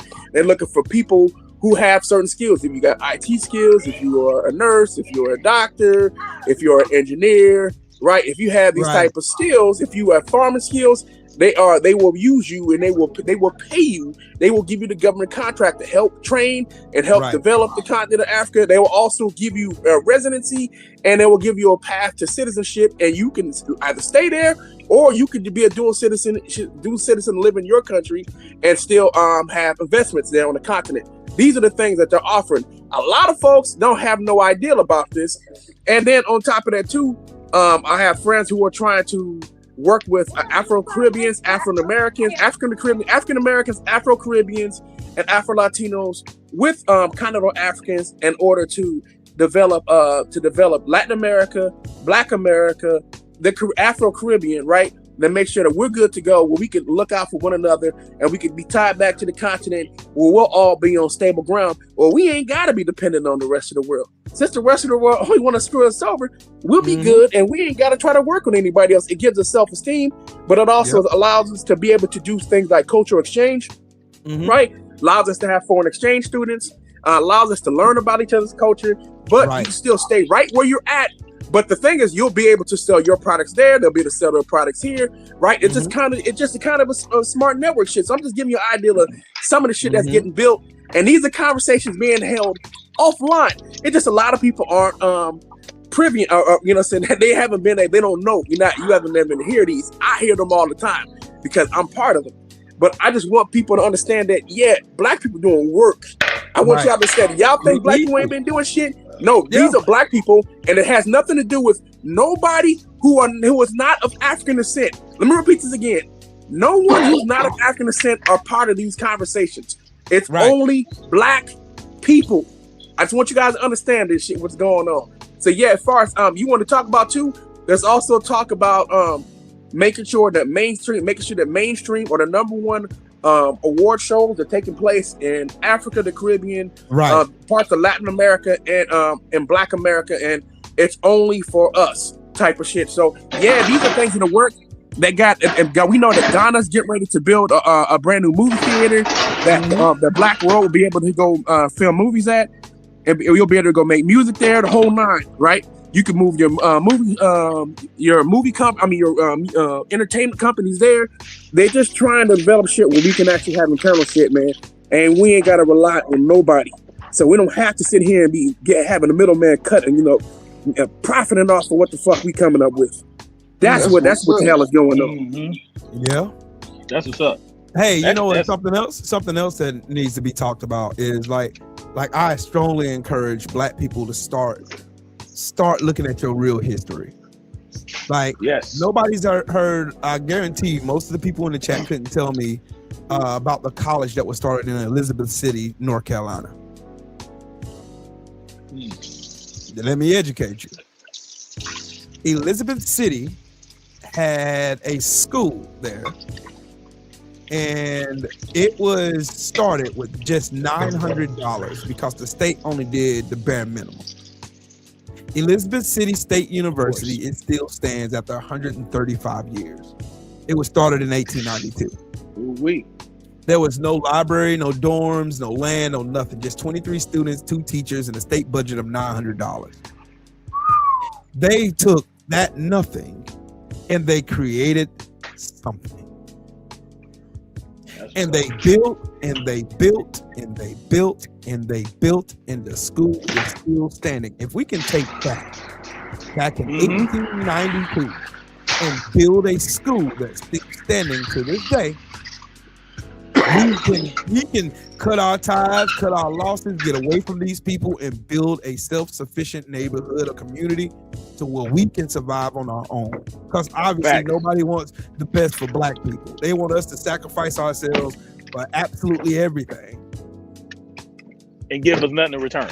And nothing in return. Well, I can say this one thing.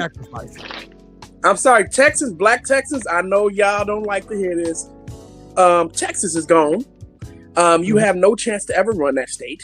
Nope. I understand there's a large percent of you there, but you will never outpopulate the majority population there now, right? You won't. And I think you need to call it a banner ship. There are plenty of states in the Southeast you can go to, and you need to let that shit go. I'm sorry, I'm being honest. I'm saying the same thing to Black Californians. Oh, that's real spill. Yeah, real spill. I mean, Callie, you know what, bro? This is the conversations I want to have. Like the difficult ones, the hard ones, the ones that people like to duck and dodge. Like, oh man, we get to it later. No, we need to talk now. No, we got to talk about it now. We need to talk about this now because we've been ignoring this problem. Is the reason why some of these Latino people and these BIPOC people think they're better than Black people. That's the sole reason why they think that. Because it's almost as if like Black people are supposed to sacrifice their bodies for everybody else's rights and freedoms with no recognition or no nothing behind that. And then everybody else needs to scurry off into the night and no, we don't give a fuck about those people. We're better than you. Even though we emancipated you, even though we freed you, even though we got you civil liberties and civil rights. Fuck y'all. That's how they think. That's how they think, yo. It's a trick bag, man. Let's start thinking for ourselves. But hold on, they do that while dressing like us, while acting like us, while trying to do our music, completely copying our culture and our whole aesthetic. They all do that. Yes, every single it's one the same play, bro, over and over. We're tired. There is no culture out there that doesn't take from our culture. We're tired. At all. We're all tired, bro. We're tired, bro. We are tired, bro. For real. You remember them little rappers you just played? Them little Mexican rappers talking about they gonna vote for Trump here. They was skipping and hopping like us. Yes. I know. But here's my thing. I'm gonna tell you something that other Black people who act like us, I don't care. That shit don't bother me. Those are people. I'm talking about the non-Black ones who try to take up our whole aesthetic. Who sat there? And I'm in the Bay Area where it's bad, right?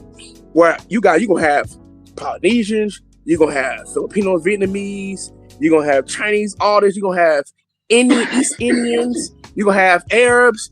All these dudes wearing locks, grill, and everything like that. Like with hatting, you know what I'm saying?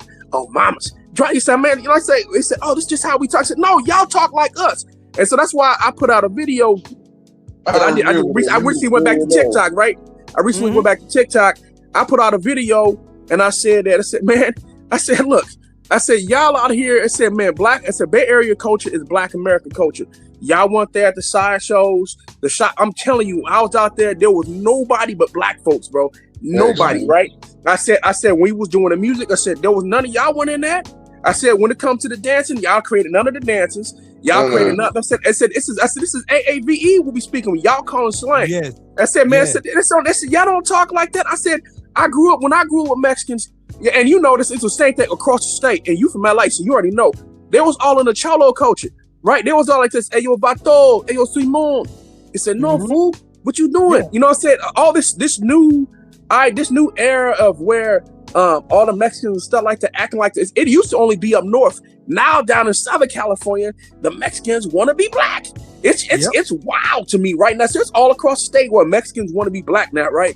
And so we got everybody from black, Filipinos. They just want our swag. Yeah, bro. No, bro. I'm trying to. They want our culture. They want our dopeness. They want all of the excitement that comes with being black. They want all that, but they do not like black Remember people. what Paul Mooney said, right? Ass. Everybody want to be a nigga till it's time to be a nigga. That's the most powerful statement Paul Mooney ever made. Mm-hmm. Like dead ass. Like just think about it. All these people coming out saying shit like "Word is bond" or "What up, my boy" or "It's popping, what's popping." You know what I'm saying? All this stuff is all this has come from us. All this is us. But look what they say. Look what they. Oh man, you blacks are monkeys. Y'all are this, y'all are that. Y'all want to be these monkeys. You want the power. You want the energy. You want the swag. You want the ability to go and light up rooms when you step in them. You want them. I'm a product of mine. They say I'm a product of my environment. Like some of y'all didn't grow up nowhere near us. And I'm gonna say this. I said y'all be using that whole thing as you're a product of your environment, but you grew up in a Mexican household. You grew up in an Asian household. I mean, so your parents is from fresh out the boat. They didn't talk like that. Or sometimes some of your parents like second generation or something like that. They didn't sound like us, man. Y'all trying to be like us so bad, man. And I had this Indian dude said my father from India, but he said he sound like that too. I said, but that's not how y'all talk at all. Y'all over there speaking like us, and you don't even know where this come from. I said, you know why?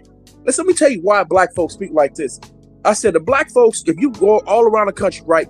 We are the descendants of the Great Migration, right? We come from the Jim Crow South. That's why our ancestors. I understand that we only like 1-2 generations up here. I said our family is from places all over the country. It depends on you. Some of you, they could be from North Carolina, South Carolina, Virginia, Georgia, Alabama, Louisiana, Texas. They not from. So we not really from here.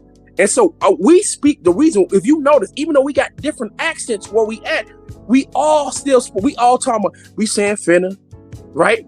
We saying bounce to, like we really saw come here. You know, we not saying we combine the words. No, we still doing the same thing. Now there are different slangs. Yeah, we do that shit. Right.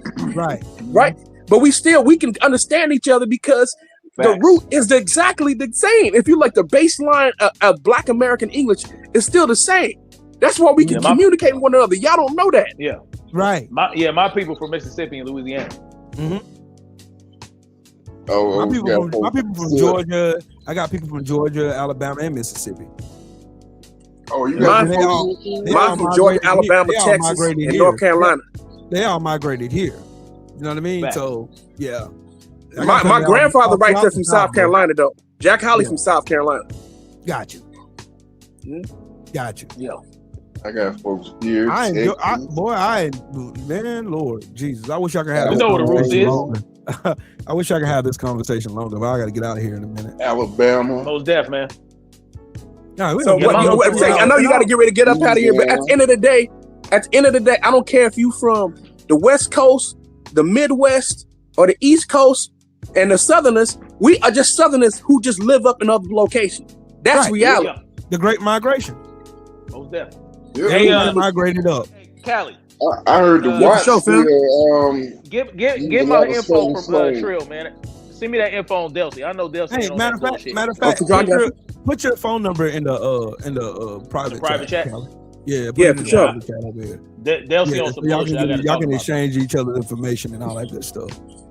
Cause me, I'm finna go change my clothes. That's what I'm about to do. I'm about to get comfortable. I'm about to go over here and chill with my father-in-law and wish him a happy birthday and stuff. Eat some catfish. That's what I want today. Catfish. Hey, matter of fact, what even was weird about this is Coach got on here talking about catfish and spaghetti, and I was like, man, that don't sound too bad. Catfish and spaghetti? That don't sound too bad right now. You know what I mean? Catfish. I love catfish. He gonna mix in some hot water cornbread.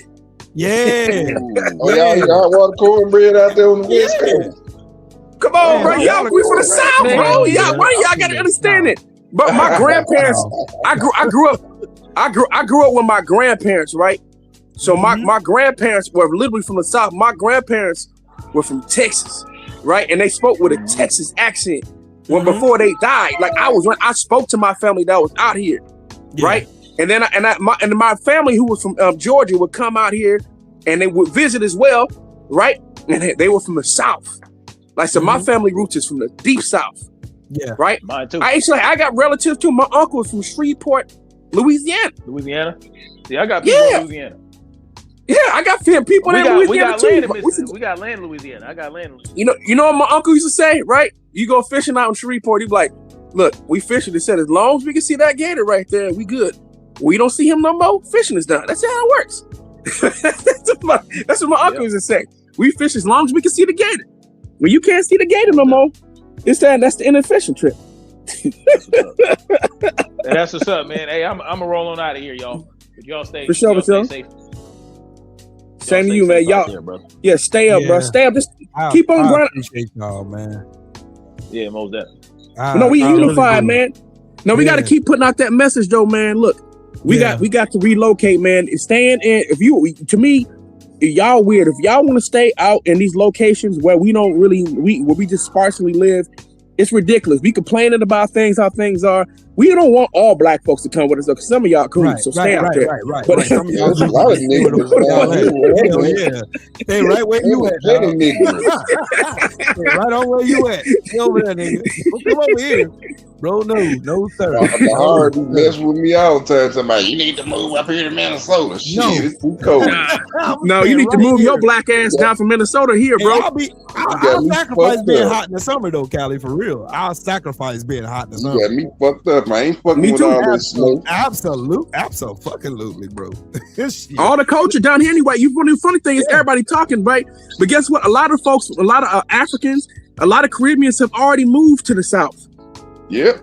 And they moving in just the same kind of numbers as Black Americans are. So everybody already figured out what time it is. Then you need to go to where the numbers at. It's stupid. It'll be stupid for everybody to go back up north and go west. People are like, yeah, I came west. It's not a lot of black people. Yeah, guess what you need to do? Move your black ass back to the South. That's what you need to go do. Yep. Because black people in California leaving. We've been leaving. In droves. Yeah. There's plenty of room down here in Mississippi, goddammit. Are we coming? And guess what? I know some of my cousins and stuff like that from Chicago have relocated, and some of them settled down in Mississippi. Some have settled down in Alabama and Georgia, where most of us we're from. That we're not from Mississippi, but some of my cousins moved to Mississippi, right? Shit, most Chicagoans, most people from Chicago are from Mississippi. Yep, black that's people. what I was just saying. Yep. Mm-hmm. So, they got a big connection, Mississippi and Chicago. It is, but if you look at, I can point you by the region. So if you look at California, that's mostly Texas, Louisiana. We look at California, right? When you look at Chicago, you're gonna see Mississippi. When you look at Detroit, you're gonna see Alabama, Georgia. When you look at New York, you're gonna see Virginia, North Carolina, right? When you like Philadelphia, you're gonna get some North Carolina, South Carolina, and you're gonna get it'll get Virginia though too. And then you, like I said, it's the states. If you look, funny thing is, people were calling from their families, right? They were like, oh, it's cool to come up here, right? So that's why you have such influx of people from certain states that ended up in these different regions, right? It's kind of uniform how people came from those states and settled into certain states. So the same thing. You look, the West Coast is Texas, Louisiana. That's the main hub for black folks. And like I said, Chicago is Mississippi. I'm sorry, Chicago is Mississippi. Detroit is Alabama and Georgia heavy. And you're not going to find a lot of Alabama, Georgia connections in Michigan right now. And Ohio's a kind of a mix. Louisiana. Yep. Yeah, Louisiana. I'm telling you, right? You come to Richmond, California, that's Louisiana, bro. That's Louisiana. Richmond, California is Louisiana. It's and people like, y'all doing stuff like, why y'all trying to copy us? I've had folks from Texas say shit like, why y'all trying to copy Texas tradition? I said, nigga, my grandparents is from fucking Texas. Fuck you talking about? Most of my family there. I got a family who's in Texas. I got family who's in Duncanville every year. Fuck y'all talking about? I got family who's from Galveston and shit. Chicago. Yeah, I got family from Galveston, from Frisco, from Duncanville, Dallas, Fairfield. I can name you the counties, bro. I said my family is all over. I got way more family in Texas than I do in California. Wow. My dad had first cousins in Texas before he passed. He still has first cousins still alive. I got a lot of family. Most of my family's in Texas right now. So I don't. That's what I'm saying. When you're like, we're not copying it. These traditions moved with the people that migrated. They don't. The traditions don't stop just because they relocated to another state. Facts. They come here. They migrate with you. Hey, shout out to my big brother Drew Titan in the super chat with that 5-piece. He said 2 small hats tried to delete the mayor in New York City yesterday. Reverse the roles, and what would be being said? Oh yeah, anarchy, anarchy, bro. Oh, look at all Islamic terrorists. Yeah, they're not gonna say that about these people. Hey, Drew, I got a question for you. That Jewish dude that got caught up harming that little girl. What happened to him? Oh, you ain't heard a word about him, have you? The one that got to get on a plane and fly up out of here. But anyways, I got to get up out of here. Shout out to my brothers on the panel. Shout out to my brother Coach. Shout out to my brother Freedom, my brother Callie, my brother Shelton. Man, it's always a pleasure to cook with y'all boys, man. I wish I had more time today, but I got to get up out of here. Go eat, bro. Nah, man, go enjoy your time. Go enjoy your food. Yes, you know what I'm saying? That's what it's about. Go do your thing, brother. Go on and roll out. Sir. Don't hold yourself up another second, man. Happy birthday to your family, bro. Happy birthday to your family, man. We gotta do another show where we just up here, we just cooking, and that's it. I'm with it. Yeah. Yes, sir. But shout out to the mighty LDBC. That's the Lions Den Boxing community. For those who don't know, I am Trill Will. This is the Trill from the Ground Up podcast. Thank y'all for coming through and sharing your ideas.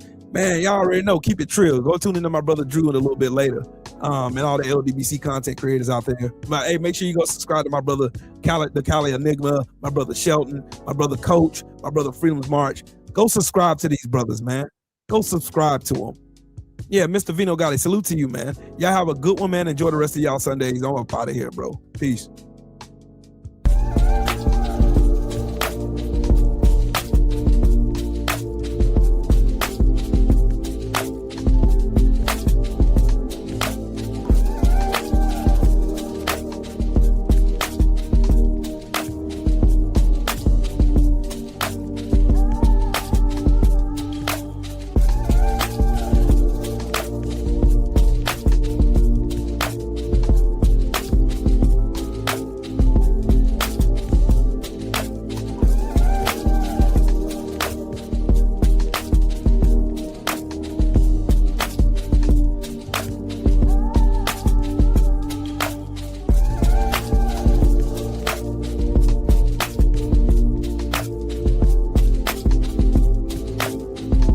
I have to get off this thing to go on my. Matter of fact, yeah, I'm gonna let Champ listen to some music. I'll holler at y'all in the meantime. Peace, love, and blessings. Shout out to the mighty LDBC. Bomb Squad!